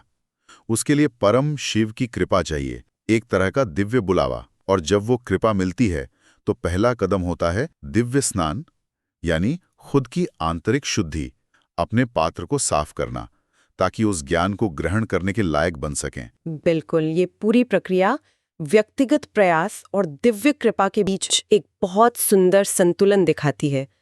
आपका प्रयास आपको उस जगह खड़ा करता है जहां कृपा आप तक पहुंच सके, और कृपा उस प्रयास को एक नए आयाम में ले जाती है। ये अहंकार के समर्पण और दिव्यता की स्वीकृति का मार्ग है, और यहीं से गहरा सवाल उठता है जिस पर सोचने की जरूरत है। अगर दीक्षा और ज्ञान का अंतिम स्रोत दिव्य कृपा ही है, तो फिर इन सभी नियमों, विधानों और मार्गों का असली उद्देश्य क्या है? क्या ये रास्ते कृपा को कमाने का एक जटिल तरीका है, या फिर ये सिर्फ खुद को इस तरह तैयार करने का माध्यम है कि जब कृपा बरसे तो हम उसे संभालने और आत्मसात करने के काबिल हो सकें? दूसरे शब्दों में, क्या ये रास्ते मंजिल तक पहुंचाते हैं, या ये सिर्फ हमें इतना मजबूत बनाते हैं कि हम मंजिल का अनुभव मिलने पर बिखर न जाएं? हम सबने दीक्षा और गुरु शिष्य परंपरा के बारे में तो सुना ही है। एक गुरु, एक शिष्य और एक पवित्र अनुष्ठान। जी बिल्कुल। लेकिन अभिनव गुप्त का तंत्रसार वो इस रिश्ते को एक ऐसे लेवल पर ले जाता है जिसकी हम शायद कल्पना भी नहीं कर सकते। सही बात है। आज हम उस दीक्षा की बात करेंगे जो जिंदगी और मौत की सीमाओं को भी नहीं मानती। तंत्रसार के आहनिक 13 से 16 के आधार पर हम ये देखने की कोशिश करेंगे कि कैसे एक गुरु की कृपा किसी शिष्य तक उसकी मृत्यु के बाद भी पहुंच सकती है। और ये वाकई एक असाधारण विषय है ना? हाँ, क्योंकि ये आहनिक दीक्षा को सिर्फ एक कर्मकांड या एक रिचुअल की तरह नहीं देखते। ये इसे चेतना के विज्ञान, अ साइंस ऑफ कॉन्शियसनेस की तरह पेश करते हैं। अच्छा। यहाँ नियमों की सख्ती भी है और करुणा की पराकाष्ठा भी। ये हमें सोचने पर मजबूर करता है कि गुरु शिष्य का रिश्ता आखिर है क्या? क्या ये सिर्फ दो शरीरों के बीच का संबंध है, या फिर कुछ और? या चेतना के स्तर पर कोई ऐसा कनेक्शन है जिसे समय, दूरी और यहाँ तक कि मौत भी नहीं मिटा सकती? तो चलिए शुरुआत वहीं से करते हैं जहां से कोई भी आध्यात्मिक यात्रा शुरू होती है, शिष्य की तैयारी से। बिल्कुल। आधुनिक 13 में समय नाम के एक शिष्य का जिक्र है। ये कौन है? क्या ये कोई भी हो सकता है जो दीक्षा लेना चाहे? नहीं, देखिए, यहीं पर तंत्र का जो प्रैक्टिकल पहलू है वो सामने आता है। समय वो है जो रास्ते पर पहला कदम रख रहा है, एक एस्पिरेंट। ठीक है। लेकिन तंत्रसार आंख बंद करके किसी को भी दीक्षा देने के पक्ष में नहीं है। यहाँ शिष्य की दक्षता के परीक्षण, यानी एक तरह के टेस्ट ऑफ एफिशिएंसी पर बहुत जोर दिया गया है। मतलब पहले परखा जाएगा। हाँ, गुरु पहले ये परखता है कि शिष्य में उस ज्ञान को ग्रहण करने की, उसे पचाने और संभालने की क्षमता है भी या नहीं। यह एक तरह का आध्यात्मिक स्ट्रेस टेस्ट है। ये बात तो बहुत दिलचस्प है। मतलब ये कोई अंधविश्वास या ब्लाइंड फेथ का मामला नहीं है। बिल्कुल नहीं, बल्कि योग्यता का है। और इसमें दीक्षा यज्ञ से जुड़ी रस्मों का भी जिक्र है। इसका क्या मकसद है? सिर्फ एक सेरेमनी? नहीं, ये सिर्फ सेरेमनी नहीं है। आप इसे ऐसे समझिए, अगर किसी सर्जन को एक बहुत ही कॉम्प्लेक्स ऑपरेशन करना है तो वो अपने औजारों को पहले पूरी तरह से स्टेरिलाइज करता है ना? हाँ बिल्कुल, तैयार करता है। दीक्षा यज्ञ ठीक वही प्रक्रिया है। तांत्रिक दर्शन के अनुसार हमारा शरीर और मन वो संस्कारों और कर्मों की कई परतों से ढके होते हैं। ये ऊर्जा की गांठें या ग्रंथियां होती हैं। अच्छा। तो ये दीक्षा यज्ञ एक तरह की आध्यात्मिक सर्जरी है, जिसमें गुरु मंत्र और क्रिया की शक्ति से इन गांठों को भेदता है ताकि चेतना का शुद्ध प्रवाह हो सके। वाह, ये एनालॉजी तो कमाल की है। मतलब ज्ञान को यहाँ सिर्फ जानकारी की तरह नहीं बल्कि एक ऊर्जा की तरह देखा जा रहा है। एग्जैक्टली। एक ऐसी हाई वोल्टेज एनर्जी जिसके लिए आपका पूरा सर्किट तैयार होना चाहिए, वरना फ्यूज उड़ सकता है। बिल्कुल सही पकड़ा आपने। ज्ञान देना वैसा ही होगा जैसे किसी बंद बर्तन में पानी डालना। पहले बर्तन को खोलना और साफ करना जरूरी है। सही बात है। ये दीक्षा यज्ञ वही शुद्धिकरण और तैयारी है जो समय को आगे की यात्रा के लिए तैयार करती है। ठीक है, तो समय ने अपनी शुरुआती परीक्षा पास कर ली, उसकी नींव मजबूत हो गई, लेकिन इसके बाद क्या? असली ट्रेनिंग तो अब शुरू होती होगी। हाँ बिल्कुल, असली ट्रेनिंग अब शुरू होती है। यहीं पर आहानिक 14 में पुत्रक का जिक्र आता है। जी, पुत्रक शिष्य जो है वो आध्यात्मिक यात्रा में अगला और बहुत महत्वपूर्ण कदम है। अगर समय प्रवेश परीक्षा दे रहा था तो पुत्रक वो है जो यूनिवर्सिटी में एडमिशन ले चुका है। अच्छा। स्रोत कहता है कि पुत्रक को प्रारंभिक दीक्षा पाठ्यक्रमों से गुजरना पड़ता है। तो अगर समय होना एक तरह से इंटर्नशिप है, तो क्या पुत्रक को हम एक परमानेंट कर्मचारी मान सकते हैं जिस पर कंपनियां पूरी तरह से निवेश करने को तैयार है? हाँ, ये एक बहुत अच्छा तरीका इसे देखने का। और इस निवेश का सबसे बड़ा सबूत यह है कि अब जिम्मेदारी सिर्फ शिष्य की नहीं है, गुरु की भी है। गुरु की भी है। पुत्रक शब्द का अर्थ ही है पुत्र जैसा। गुरु उसे आध्यात्मिक रूप से एक तरह से गोद ले लेता है। अब ये गुरु का दायित्व है कि उसे मंजिल तक पहुंचाए। इसीलिए यहाँ विभिन्न पाठ्यक्रमों मतलब वेरियस कोर्सेज की बात होती है। और विभिन्न पाठ्यक्रम का मतलब ये है कि ये वन साइज फिट्स ऑल वाला मामला नहीं है। हर शिष्य के लिए अलग रास्ता। बिल्कुल। तंत्र व्यक्ति के प्रकृति का बहुत सम्मान करता है। हो सकता है किसी शिष्य के लिए ध्यान और मौन का मार्ग उपयुक्त हो, किसी दूसरे के लिए मंत्र जाप और ऊर्जा का मार्ग, और किसी तीसरे के लिए ज्ञान का मार्ग। हाँ, और किसी तीसरे के लिए ज्ञान और विवेक का मार्ग। गुरु एक कुशल वैद्य की तरह शिष्य की प्रकृति, उसके संस्कारों को समझकर उसके लिए एक व्यक्तिगत, एक कस्टमाइज्ड पाठ्यक्रम तैयार करता है। तो अभी तक हमने जो देखा वो एक बहुत ही व्यवस्थित, लगभग एक यूनिवर्सिटी जैसा सिस्टम है। एडमिशन टेस्ट, समय, फिर एक पूरा पर्सनलाइज्ड कोर्स, पुत्रक। सब कुछ बहुत प्रैक्टिकल और जमीनी लगता है। लेकिन अब तंत्रसार हमें एक ऐसी दुनिया में ले जाने वाला है जहां तर्क और भौतिकी के नियम धुंधले पड़ने लगते हैं। जी, हम बात कर रहे हैं आनेक 15 की समुत्क्रमण दीक्षा की। ये उस व्यक्ति के लिए है जो मृत्यु के दरवाजे पर खड़ा है। हाँ, और यहीं से तंत्र का जो करुणामय स्वरूप है वो प्रकट होता है। समुत्क्रमण दीक्षा उस व्यक्ति के लिए है जो मृत्यु के करीब है। शायद शारीरिक रूप से कोई क्रिया करने में भी असमर्थ है, लेकिन उसके मन में दीक्षा की तीव्र इच्छा है। अच्छा। यहाँ सबसे असाधारण बात यह है कि स्रोत के अनुसार ये दीक्षा उसके वंशजों द्वारा की जाती है। एक मिनट, वंशजों द्वारा? ये तो कमाल की बात है ना? इसका मतलब तो ये हुआ कि आध्यात्मिक योग्यता या कनेक्शन सिर्फ व्यक्तिगत नहीं बल्कि एक तरह से पारिवारिक भी हो सकता है। आप बिल्कुल सही जगह पर सोच रहे हैं। ये आधुनिक व्यक्तिवाद के विचार से एकदम परे हैं। ये एक सामूहिक चेतना की बात करता है। मतलब? यहाँ वंशज सिर्फ एक रिश्तेदार नहीं बल्कि उस व्यक्ति की इच्छा और चेतना का एक एक्सटेंशन, एक प्रतिनिधि बन जाते हैं। वाह। उनकी श्रद्धा, उनकी क्रिया उस मरते हुए व्यक्ति की इच्छा का माध्यम बन जाती है। गुरु की कृपा उन वंशजों के माध्यम से उस व्यक्ति तक पहुंचती है। इसका मतलब उस व्यक्ति की अपनी इच्छा शक्ति भी बहुत प्रबल होनी चाहिए। निश्चित रूप से। ये तो इस विचार को भी बल देता है कि मृत्यु कोई अंत नहीं है बल्कि एक ट्रांजिशन है, और उस ट्रांजिशन के क्षण में भी मुक्ति की ओर एक कदम बढ़ाया जा सकता है। बिल्कुल, ये मृत्यु के भय को खत्म करता है। ये बताता है कि अगर इच्छा सच्ची हो तो आखिरी सांस तक भी संभावना का दरवाजा बंद नहीं होता। ये प्रभु की परम कृपा का प्रतीक है। ले जाता है। जी। क्या होगा अगर किसी की मृत्यु हो चुकी हो या वह किसी दूसरे देश में लापता हो?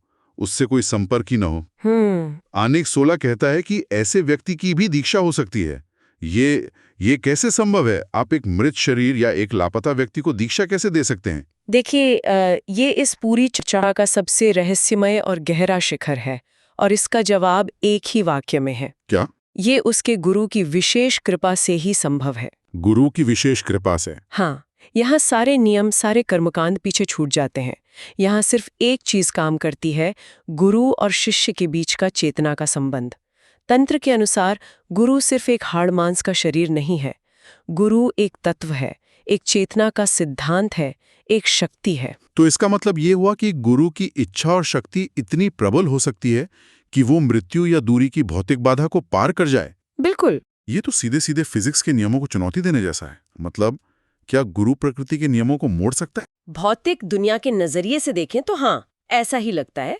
लेकिन चेतना के नजरिए से देखें तो यहाँ कोई नियम टूट नहीं रहा। अच्छा। चेतना के स्तर पर समय और स्थान वैसे काम नहीं करते जैसे हमारी दुनिया में करते हैं। अगर शिष्य ने अपने जीवन में सच्ची लगन और समर्पण दिखाया है तो उसका एक इम्प्रिंट या एक छाप चेतना के जगत में रह जाती है। गुरु की कृपा उस छाप को, उस चेतना के अंश को कहीं भी, किसी भी अवस्था में ढूंढकर उस तक पहुंच सकती है। एक मिनट, ये तो गुरु शिष्य संबंध की परिभाषा ही बदल देता है। जी बिल्कुल। इसका मतलब है कि ये कोई कॉन्ट्रैक्ट नहीं है जो मृत्यु के साथ खत्म हो जाए। ये चेतना के स्तर पर एक ऐसा कनेक्शन है जो समय और यहाँ तक कि मौत से भी परे है। बिल्कुल। ये तो अविश्वसनीय है। ये एक तरह का डिवाइन वीटो पावर है गुरु के पास, जो शिष्य के कर्मों या हालातों को भी ओवरराइड कर सकता है। अच्छा शब्द है इसके लिए। ये कृपा का ही खेल है। ये इस विचार को स्थापित करता है कि दीक्षा का असली सार वो चेतना का रूपांतरण है। Transformation of consciousness. हाँ, और ये रूपांतरण भौतिक नियमों से नहीं बंधा है। ये कर्मकांड से कहीं ज्यादा चेतना, करुणा और कृपा का खेल है। गुरु की चेतना एक प्रकाश स्तंभ की तरह है और शिष्य की चेतना एक नाव की तरह। अगर नाव ने अपनी दिशा सही रखी थी तो भले ही तूफान में खो जाए, प्रकाश स्तंभ की रोशनी उस तक पहुंच ही जाएगी। तो शिष्य की योग्यता परखने की एक व्यवस्थित प्रक्रिया से लेकर, जो बहुत व्यवहारिक लगती है, मृत्यु के बाद भी दीक्षा देने की संभावना तक, जो पूरी तरह से पराभौतिक है, ये ज्ञान हमें चेतना और आध्यात्मिक संबंधों की एक बिल्कुल ही अलग तस्वीर दिखाता है। बिल्कुल सही कहा आपने। यह हमें सिखाता है कि आध्यात्मिक मार्ग कितना व्यवस्थित और अनुशासित हो सकता है, और साथ ही कितना करुणामय भी। हाँ, कितना असीम रूप से करुणामय भी। एक तरफ शिष्य की तैयारी पर जोर है तो दूसरी तरफ उन लोगों के लिए भी दरवाजा खुला है जो शायद हर नियम को पूरा नहीं कर पाए, लेकिन जिनकी इच्छा सच्ची थी। तो अंत में ये एक बहुत बड़ा सवाल खड़ा करता है। अगर एक आध्यात्मिक बंधन और दीक्षा भौतिक मृत्यु को पार कर सकते हैं, तो ये चेतना की असली प्रकृति के बारे में हमें क्या बताता है? यही सोचने वाली बात है। क्या हमारा अस्तित्व सिर्फ इस शरीर तक सीमित है, या हम चेतना के उस महासागर का हिस्सा है जहां समय और स्थान का कोई मतलब नहीं रह जाता? क्या हमारे रिश्ते, हमारी इच्छाएं, हमारा समर्पण ऊर्जा के ऐसे रूप हैं जो शरीर के नष्ट होने के बाद भी बने रहते हैं? तंत्रसार हमें इन सवालों के जवाब नहीं देता, लेकिन ये हमें इन पर गहराई से सोचने के लिए मजबूर जरूर करता है। शायद असली संबंध शरीर के नहीं, चेतना के होते हैं। बिल्कुल, शायद यही इसका सार है। नमस्कार और स्वागत है। आज हम एक ऐसे विषय की गहराइयों में उतर रहे हैं जो अक्सर, आप जानते हैं, आध्यात्मिक चर्चाओं में थोड़ा सतह पर ही रह जाता है। हाँ बिल्कुल, नियम और संरचना। हमारे सामने अभिनव गुप्त के तंत्रसार के कुछ हिस्से हैं जो हमें एक प्राचीन शैव परंपरा के, कह सकते हैं, ऑपरेटिंग सिस्टम के अंदर ले जाते हैं। और ये कोई साधारण नियम पुस्तिका नहीं है। ये एक समाज और एक दर्शन की सोच को दर्शाती है। हम देखेंगे कि 1000 साल पहले भी लोग इन सवालों से जूझ रहे थे। किन सवालों से? जैसे कि एक नई शुरुआत कैसे करें, जिम्मेदारी कैसे निभाएं, और अगर रास्ता भटक जाए तो क्या वापसी का कोई दरवाजा है? बिल्कुल। तो आज हम 3 बहुत ही खास स्थितियों पर ध्यान देंगे। पहली, अगर कोई व्यक्ति किसी और मान्यता को छोड़कर शैव मत में आना चाहता है तो उसकी प्रक्रिया क्या है? दूसरी, एक दीक्षित शिष्य, एक इनिशिएट, गुरु की पदवी तक कैसे पहुंच सकता है? और तीसरी, जो मुझे व्यक्तिगत रूप से सबसे ज्यादा दिलचस्प लगती है, कौन से? कि अगर कोई दीक्षित व्यक्ति रास्ता भटक जाए या फिर किसी की दीक्षा लेने की बहुत इच्छा हो लेकिन उसकी मृत्यु हो जाए, तो उसके लिए क्या प्रावधान है? और हमारी कोशिश यही समझने की है कि ये व्यवस्था एक ही समय में कितनी आप कह सकती हैं कठोर और अनुशासित थी। और कितनी मानवीय और लचीली भी। हाँ, ये सिर्फ नियमों के बारे में नहीं है, बल्कि इरादे, बदलाव और दूसरे मौकों की कहानी भी है। तो चलिए पहले पड़ाव से ही शुरू करते हैं। मान लीजिए कोई व्यक्ति है जो किसी और परंपरा का पालन कर रहा है, लेकिन उसे शैव मत का रास्ता अपनी तरफ खींचता है। क्या उसके लिए दरवाजे खुले हैं? तंत्रसार का आहनिक 17 इसी पर बात करता है। किसी भी व्यवस्था के लिए ये एक बड़ा सवाल होता है ना, कि नए लोगों को कैसे शामिल किया जाए। हाँ, और स्रोत में जो प्रक्रिया बताई गई है वो बहुत साफ और इरादतन उस व्यक्ति को शैव मत में दीक्षा देने से पहले एक बहुत जरूरी कदम उठाया जाता है। क्या? उससे उसकी पुरानी मान्यताओं से मुक्त किया जाता है। स्रोत में जो वाक्यांश है, freed from his former believes, वो बहुत गहरा है। पुरानी मान्यताओं से मुक्त करना, ये सुनने में बहुत तीव्र लगता है। क्या ये सिर्फ एक रस्म है या इसका मतलब कुछ और है? नहीं। मेरा मतलब है, क्या ये सच में जरूरी है कि किसी को अपनी पुरानी पहचान पूरी तरह से मिटानी पड़े? क्या विश्वासों का एक मेलजोल नहीं हो सकता? आपने बहुत सही सवाल उठाया है। ये सिर्फ एक रस्म नहीं है, ये अपनी पहचान को मिटाकर दोबारा लिखने जैसा है।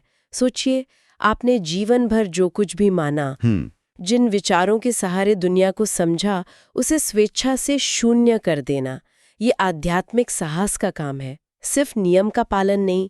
ये एक मनोवैज्ञानिक रीबूट है। लेकिन ये रीबूट इतना जरूरी क्यों है? क्यों ना किसी को अपने पुराने अच्छे विचार साथ लाने दिए जाएं? ये थोड़ा कट्टर नहीं लगता?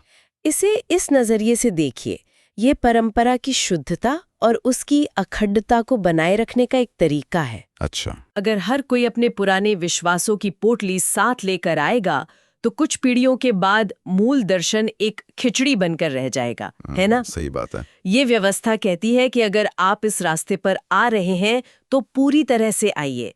ये एक तरह की प्रतिबद्धता की परीक्षा है। जैसे आप किसी नए देश की नागरिकता लेते हैं, हाँ। तो आप भावनात्मक रूप से अपनी पुरानी राष्ट्रीय पहचान को पीछे छोड़कर नई को अपनाते हैं। आप ये नहीं कहते कि मैं ट्रैफिक के नियम तो नए देश के मानूंगा, लेकिन टैक्स पुराने देश के हिसाब से दूंगा।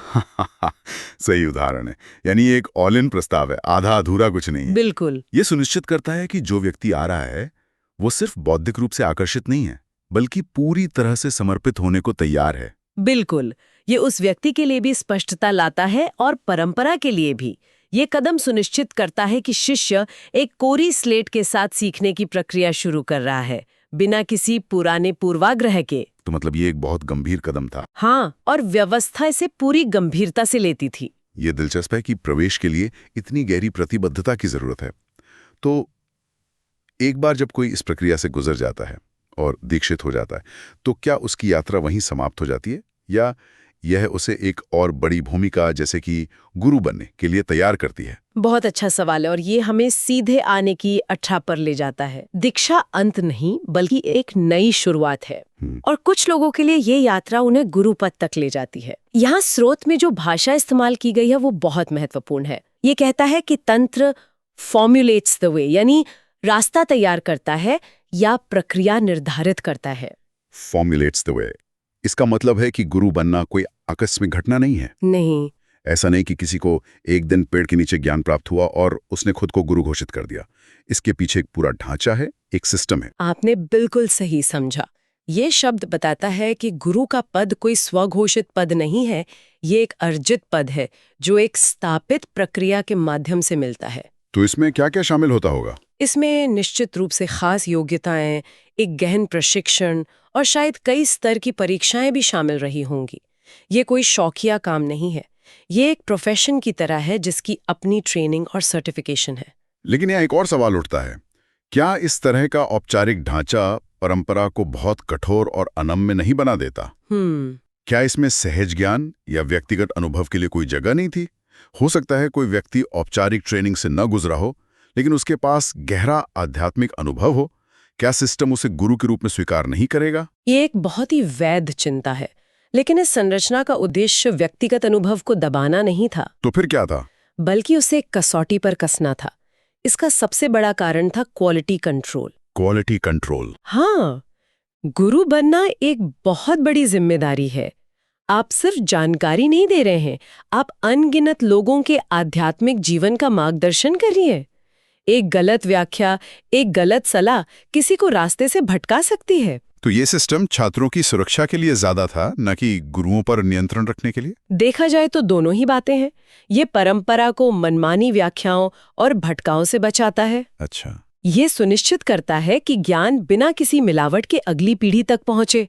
और हाँ, ये छात्रों को अयोग्य या नकली गुरुओं से भी बचाता है। सोचिए, उस समय के सामाजिक ताने बाने में गुरु का पद कितनी शक्ति और सम्मान से जुड़ा होता होगा। उस शक्ति के दुरुपयोग को रोकने के लिए एक पारदर्शी और मानकीकृत प्रक्रिया का होना बहुत जरूरी था। मतलब ये एक तरह का आध्यात्मिक बार एसोसिएशन या मेडिकल काउंसिल जैसा था। हाँ, जो ये सुनिश्चित करता है कि प्रैक्टिस करने वाले योग्य और प्रमाणित हों। ये एक बेहतरीन सादृश्य है। ये ढांचा कहता है कि ज्ञान अनमोल है और इसे आगे बढ़ाने वाले को भी उतना ही योग्य और परखा हुआ होना चाहिए। ठीक है, तो हमने प्रवेश की कठोरता और गुरु बनने की व्यवस्थित प्रक्रिया को देखा। लेकिन अब हम आहिनिक 19 पर आते हैं, जहां ये व्यवस्था अपना, कह सकते हैं, मानवीय चेहरा दिखाती है। हाँ, यहां दो बहुत ही असाधारण स्थितियों की बात की गई है। पहली, अगर कोई दीक्षा लेने के बाद रास्ते से भटक जाए, जिसे स्रोत एपोस्टेटाइज्ड कहता है, तो क्या होता है? क्या उसके लिए सारे दरवाजे हमेशा के लिए बंद हो जाते हैं? यह इस दर्शन का सबसे करुणामय पहलुओं में से एक है। स्रोत कहता है कि ऐसे व्यक्ति के लिए पुनः दीक्षा या रीइनिशिएशन का प्रावधान है। अच्छा, तो वापसी का रास्ता खुला है? बिल्कुल, लेकिन यहाँ एक बहुत महत्वपूर्ण शर्त है जो इस पूरे प्रावधान को एक गहरा नैतिक आयाम देती है। ऐसा तभी हो सकता है जब व्यक्ति अपने नियंत्रण से बाहर की परिस्थितियों के कारण रास्ते से भटका हो। अपने नियंत्रण से बाहर की परिस्थितियां, ये सुनने में तो बहुत अच्छा और दयालु लगता है, लेकिन इसका दुरुपयोग कैसे रोका जाता होगा? कोई कैसे तय करेगा कि परिस्थितियां वास्तव में नियंत्रण से बाहर थीं? ये तो बहुत व्यक्तिपरक, बहुत सब्जेक्टिव लगता है। कोई भी अपनी गलती को मजबूरी का नाम दे सकता है। आपका संदेह बिल्कुल जायज है और ये दिखाता है कि यह नियम किसी कंप्यूटर कोड की तरह नहीं थे। तो फिर इन्हें लागू करने के लिए विवेक की जरूरत पड़ती होगी। यह निर्णय लेने का अधिकार शायद किसी वरिष्ठ गुरु या गुरुओं की एक समिति के पास होता होगा। वे उस व्यक्ति की स्थिति, उसके इरादे और परिस्थितियों की गहराई से जांच करते होंगे। तो यह महज एक नियम नहीं, बल्कि एक सिद्धांत था। गलती और मजबूरी में फर्क करने का सिद्धांत। बिल्कुल, यह ब्लैक एंड व्हाइट में नहीं सोचता। यह जीवन के ग्रे एरिया को स्वीकार करता है। यह मानता है कि जीवन में राजनीतिक दबाव, पारिवारिक संकट या कोई और ऐसी मजबूरी आ सकती है जो इंसान को उसकी इच्छा के विरुद्ध गलत रास्ते पर ले जाए। ये सिस्टम उसे एक अपराधी की तरह नहीं देखता, बल्कि एक ऐसे व्यक्ति की तरह देखता है जिसे मदद और दूसरे मौके की जरूरत है। ये सजा पर नहीं, सुधार पर केंद्रित है। तो मतलब इरादे को कर्म से ज्यादा महत्व दिया गया। बिल्कुल, अगर किसी का इरादा सही था लेकिन हालात ने उसे मजबूर कर दिया, तो उसे दूसरा मौका मिलना चाहिए। इरादे का महत्व, ये बात मुझे उस दूसरी स्थिति पर ले आती है जिसकी चर्चा आहानिक 19 में है और जो मेरे हिसाब से आज की पूरी बातचीत का सबसे हैरान करने वाला हिस्सा है। अच्छा, अगर कोई व्यक्ति दीक्षा लेना चाहता था, उसकी तीव्र इच्छा थी, लेकिन दीक्षा लेने से पहले ही उसकी मृत्यु हो गई, क्या उसकी आध्यात्मिक यात्रा अधूरी मानी जाएगी? और यहीं पर यह दर्शन अपनी सारी सीमाओं को लांघ जाता है। आहानिक 19 का दूसरा हिस्सा कहता है कि ऐसे व्यक्ति के लिए उसकी मृत्यु के बाद दीक्षा का प्रावधान है। क्या? मृत्यु के बाद दीक्षा? ये कैसे संभव है? जब शरीर ही नहीं रहा तो दीक्षा किसे और कैसे दी जाएगी? ये तो मतलब कुछ ज्यादा ही हो गया। इसका गहरा दार्शनिक मतलब समझिए। ये इस परंपरा का चेतना की प्रकृति पर सबसे बड़ा बयान है। वो कैसे? ये कहता है कि व्यक्ति की इच्छा या उसका संकल्प इतना मजबूत और वास्तविक है कि वो भौतिक शरीर के न रहने पर भी मायने रखता है। ये एक क्रांतिकारी विचार है। मतलब? ये कह रहा है कि आपकी सच्ची आकांक्षा, आपका गहरा इरादा एक ऊर्जा है जो आपके भौतिक जीवन से भी ज्यादा स्थायी है। तो क्या इसका मतलब यह है कि हमारा इरादा, हमारी चेतना, हमारे भौतिक अस्तित्व से ज्यादा मौलिक है? कि जो हम बनना चाहते हैं वो हमारे होने का एक ज्यादा बड़ा हिस्सा है, बजाय इसके कि हम भौतिक रूप से क्या कर पाएं? आपने बिल्कुल सही नस पकड़ी है। ये सिर्फ एक नियम नहीं है, ये चेतना और वास्तविकता के संबंध पर एक टिप्पणी है। ये व्यवस्था उस व्यक्ति की आध्यात्मिक यात्रा को अधूरा नहीं मानती। वो कहती है कि अगर किसी ने पूरी ईमानदारी और गहराई से आध्यात्मिक मार्ग पर चलने की इच्छा की, तो उस इच्छा का सम्मान किया जाना चाहिए, भले ही उसे पूरा करने के लिए भौतिक शरीर मौजूद ना हो। ये तो अविश्वसनीय है। ये सोचकर ही रोंगटे खड़े हो जाते हैं कि 1000 साल पुरानी व्यवस्था इंसान की सबसे गहरी इच्छा को इतनी अहमियत देती थी। यह इच्छा की शक्ति का, संकल्प की ऊर्जा का सम्मान है। दीक्षा की रस्म शायद उसके किसी प्रतीक या उसके परिवार के किसी सदस्य के माध्यम से पूरी की जाती होगी, लेकिन इसका सार उस व्यक्ति की चेतना को सम्मानित करना है। तो आज की हमारी इस बातचीत से जो तस्वीर उभरती है, वो एक ऐसी व्यवस्था की है जो बाहर से देखने पर नियमों और संरचनाओं से बंधी हुई लगती है, लेकिन अंदर से वो बेहद लचीली, मानवीय और मनोवैज्ञानिक रूप से बहुत गहरी है। इसका सार यही है, ये नियम केवल सामाजिक व्यवस्था बनाए रखने के लिए नहीं थे। ये दिखाते हैं कि शैव मत मानवीय जीवन की जटिलताओं को कितनी गहराई से समझता था। जैसे कि विश्वास में बदलाव, व्यक्तिगत विकास, हाँ, और जीवन की मजबूरियां और यहाँ तक कि अधूरी इच्छाओं का सम्मान। यह एक ऐसा ढांचा है जो अनुशासन और करुणा दोनों को एक साथ महत्व देता है। वाकई ये सिर्फ एक धर्म या दर्शन के नियमों का संग्रह नहीं है, ये मानव स्वभाव की गहरी समझ पर आधारित एक जीवन पद्धति है। और मैं श्रोताओं के लिए एक अंतिम विचार छोड़ना चाहूंगी। जरूर।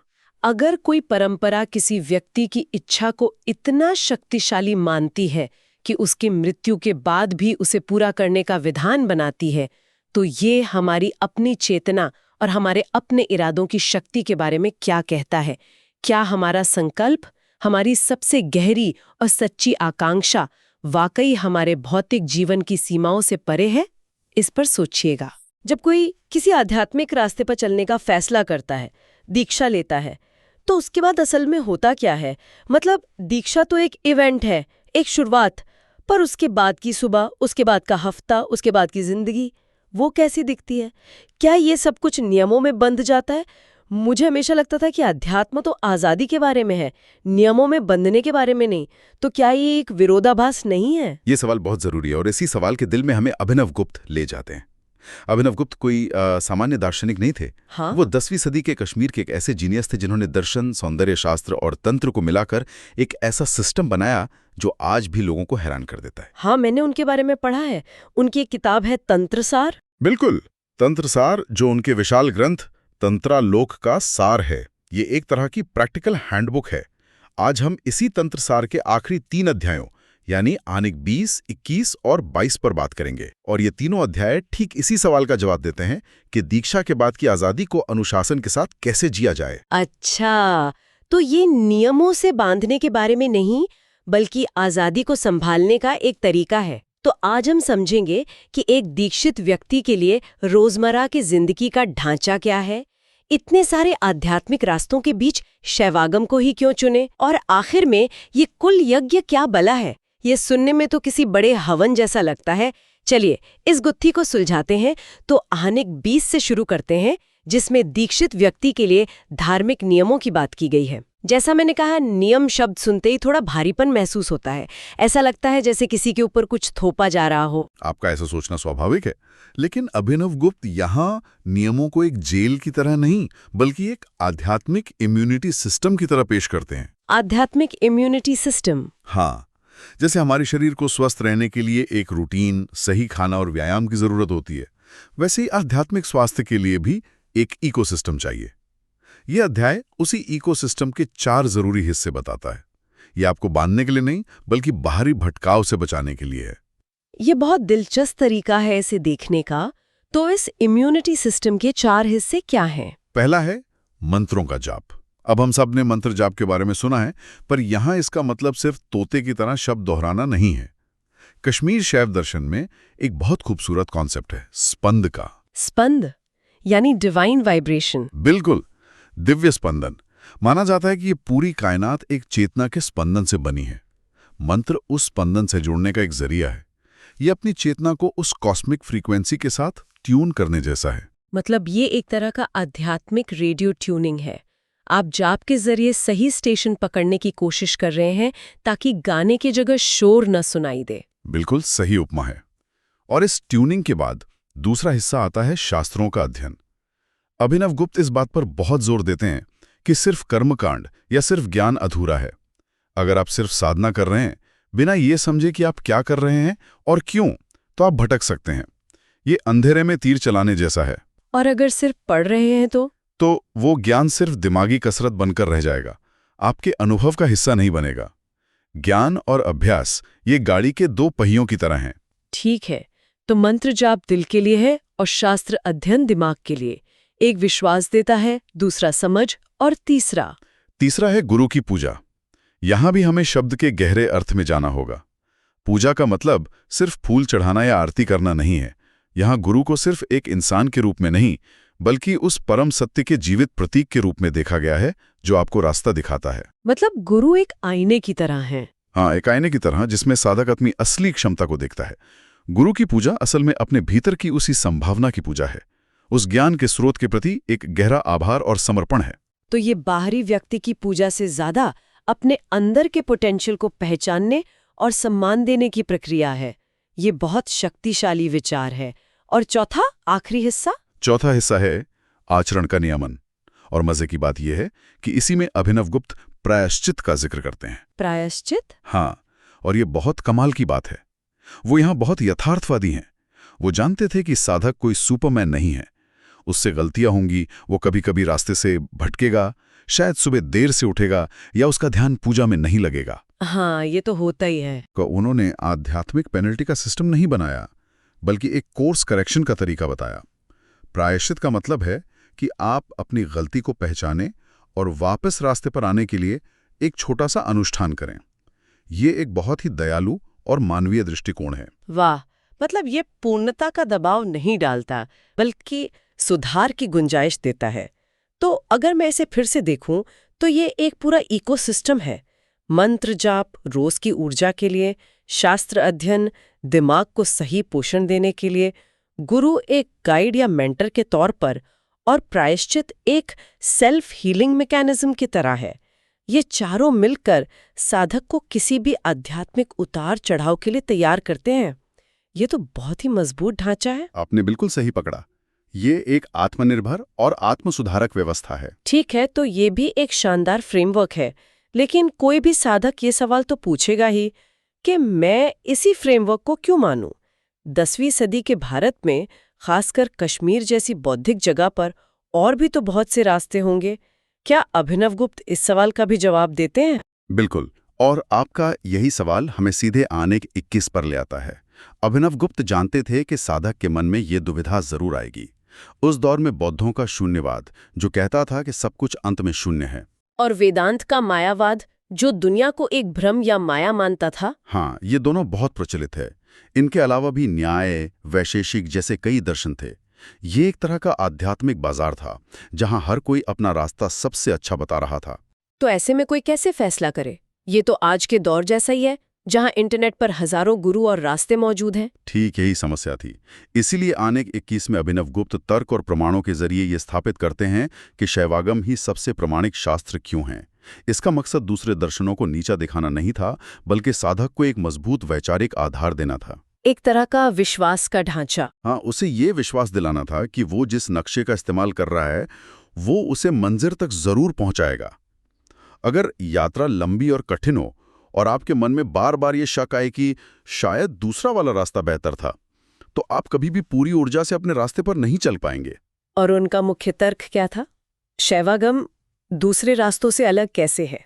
सबसे बड़ा फर्क दृष्टिकोण का है। जैसा मैंने कहा, शून्यवाद या मायावाद कहीं ना कहीं दुनिया को, जीवन को नकारते हैं। उसे शून्य या भ्रम मानकर उससे पार जाने की बात करते हैं। राइट। अभिनवगुप्त तर्क देते हैं कि शैवागम इनसे बेहतर है, क्योंकि ये दुनिया को एक भ्रम या शून्य नहीं मानता, बल्कि इसे शिव की ही चेतना का एक खेल, एक अभिव्यक्ति, एक उत्सव मानता है। ये जीवन को नकारता नहीं, उसे अपनाता है। यहाँ मोक्ष दुनिया से भागकर नहीं मिलता, बल्कि दुनिया में रहते हुए हर चीज में उसी शिव को पहचान कर मिलता है। मतलब ये दुनिया से भागने का नहीं, बल्कि दुनिया को ही दिव्य दृष्टि से देखने का दर्शन है। ये तो बहुत पॉजिटिव और जीवन को अपनाने वाला नजरिया है। तो आने के कीस एक तरह से साधक के लिए एक बौद्धिक कवच का काम करता है, ताकि उसका मन बाहरी शक और शुभे से बचा रहे। बिल्कुल, ये उस नींव को सीमेंट से पक्का करता है जिस पर साधना की इमारत खड़ी होनी है। एक बार जब साधक को ये विश्वास हो जाता है कि उसका रास्ता सही और मजबूत है, तभी वो अपनी पूरी ऊर्जा अपनी आंतरिक यात्रा में लगा सकता है। चलिए, ये भी समझ आ गया। तो हमारे पास रोजमर्रा की जिंदगी के लिए एक ढांचा है और उस ढांचे पर विश्वास करने के लिए एक मजबूत दार्शनिक आधार भी है। हाँ, अब इसके बाद आता है असली अभ्यास, असली साधना। आनेक 22 में कुल यज्ञ की बात हुई है। यज्ञ शब्द सुनते ही मेरे दिमाग में तो हवन कुंड, आग, घी और मंत्रों का पूरा दृश्य बन जाता है। क्या हम उसी तरह के किसी कर्मकांड की बात कर रहे हैं? और नहीं, तंत्र सार का ये आखिरी अध्याय साधना के शिखर की बात करता है। इसमें कुल यज्ञ के 2 रूपों की चर्चा है, बाह्य यानी एक्सटर्नल और आंतरिक यानी इंटरनल। जो दृश्य आपके दिमाग में बन रहा है वो बाह्य यज्ञ का हिस्सा हो सकता है। इसमें बाहरी कर्मकांड, पूजा की खास विधि, सामग्री का इस्तेमाल, ये सब शामिल होता है। तो फिर आंतरिक यज्ञ क्या है और इन दोनों की जरूरत क्यों है? सिर्फ एक से काम नहीं चल सकता। बाहरी यज्ञ एक तरह से उस आंतरिक प्रक्रिया के लिए एक बाहरी ढांचा है, एक सहारा है। आप उसे एक ड्रेस रिहर्सल या एक प्रतीक मान सकते हैं, जो एक बहुत गहरी आंतरिक सच्चाई की ओर इशारा करता है। लेकिन तंत्र का असली जोर हमेशा आंतरिक पर होता है। आंतरिक यज्ञ ही इसका सबसे गहरा और महत्वपूर्ण रूप है। इसे थोड़ा और समझाइए।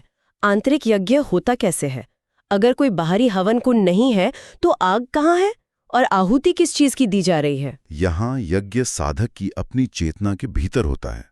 हवन कुंड है आपकी अपनी जागरूकता की अग्नि, आपकी अटेंशन की आग। और आहुति?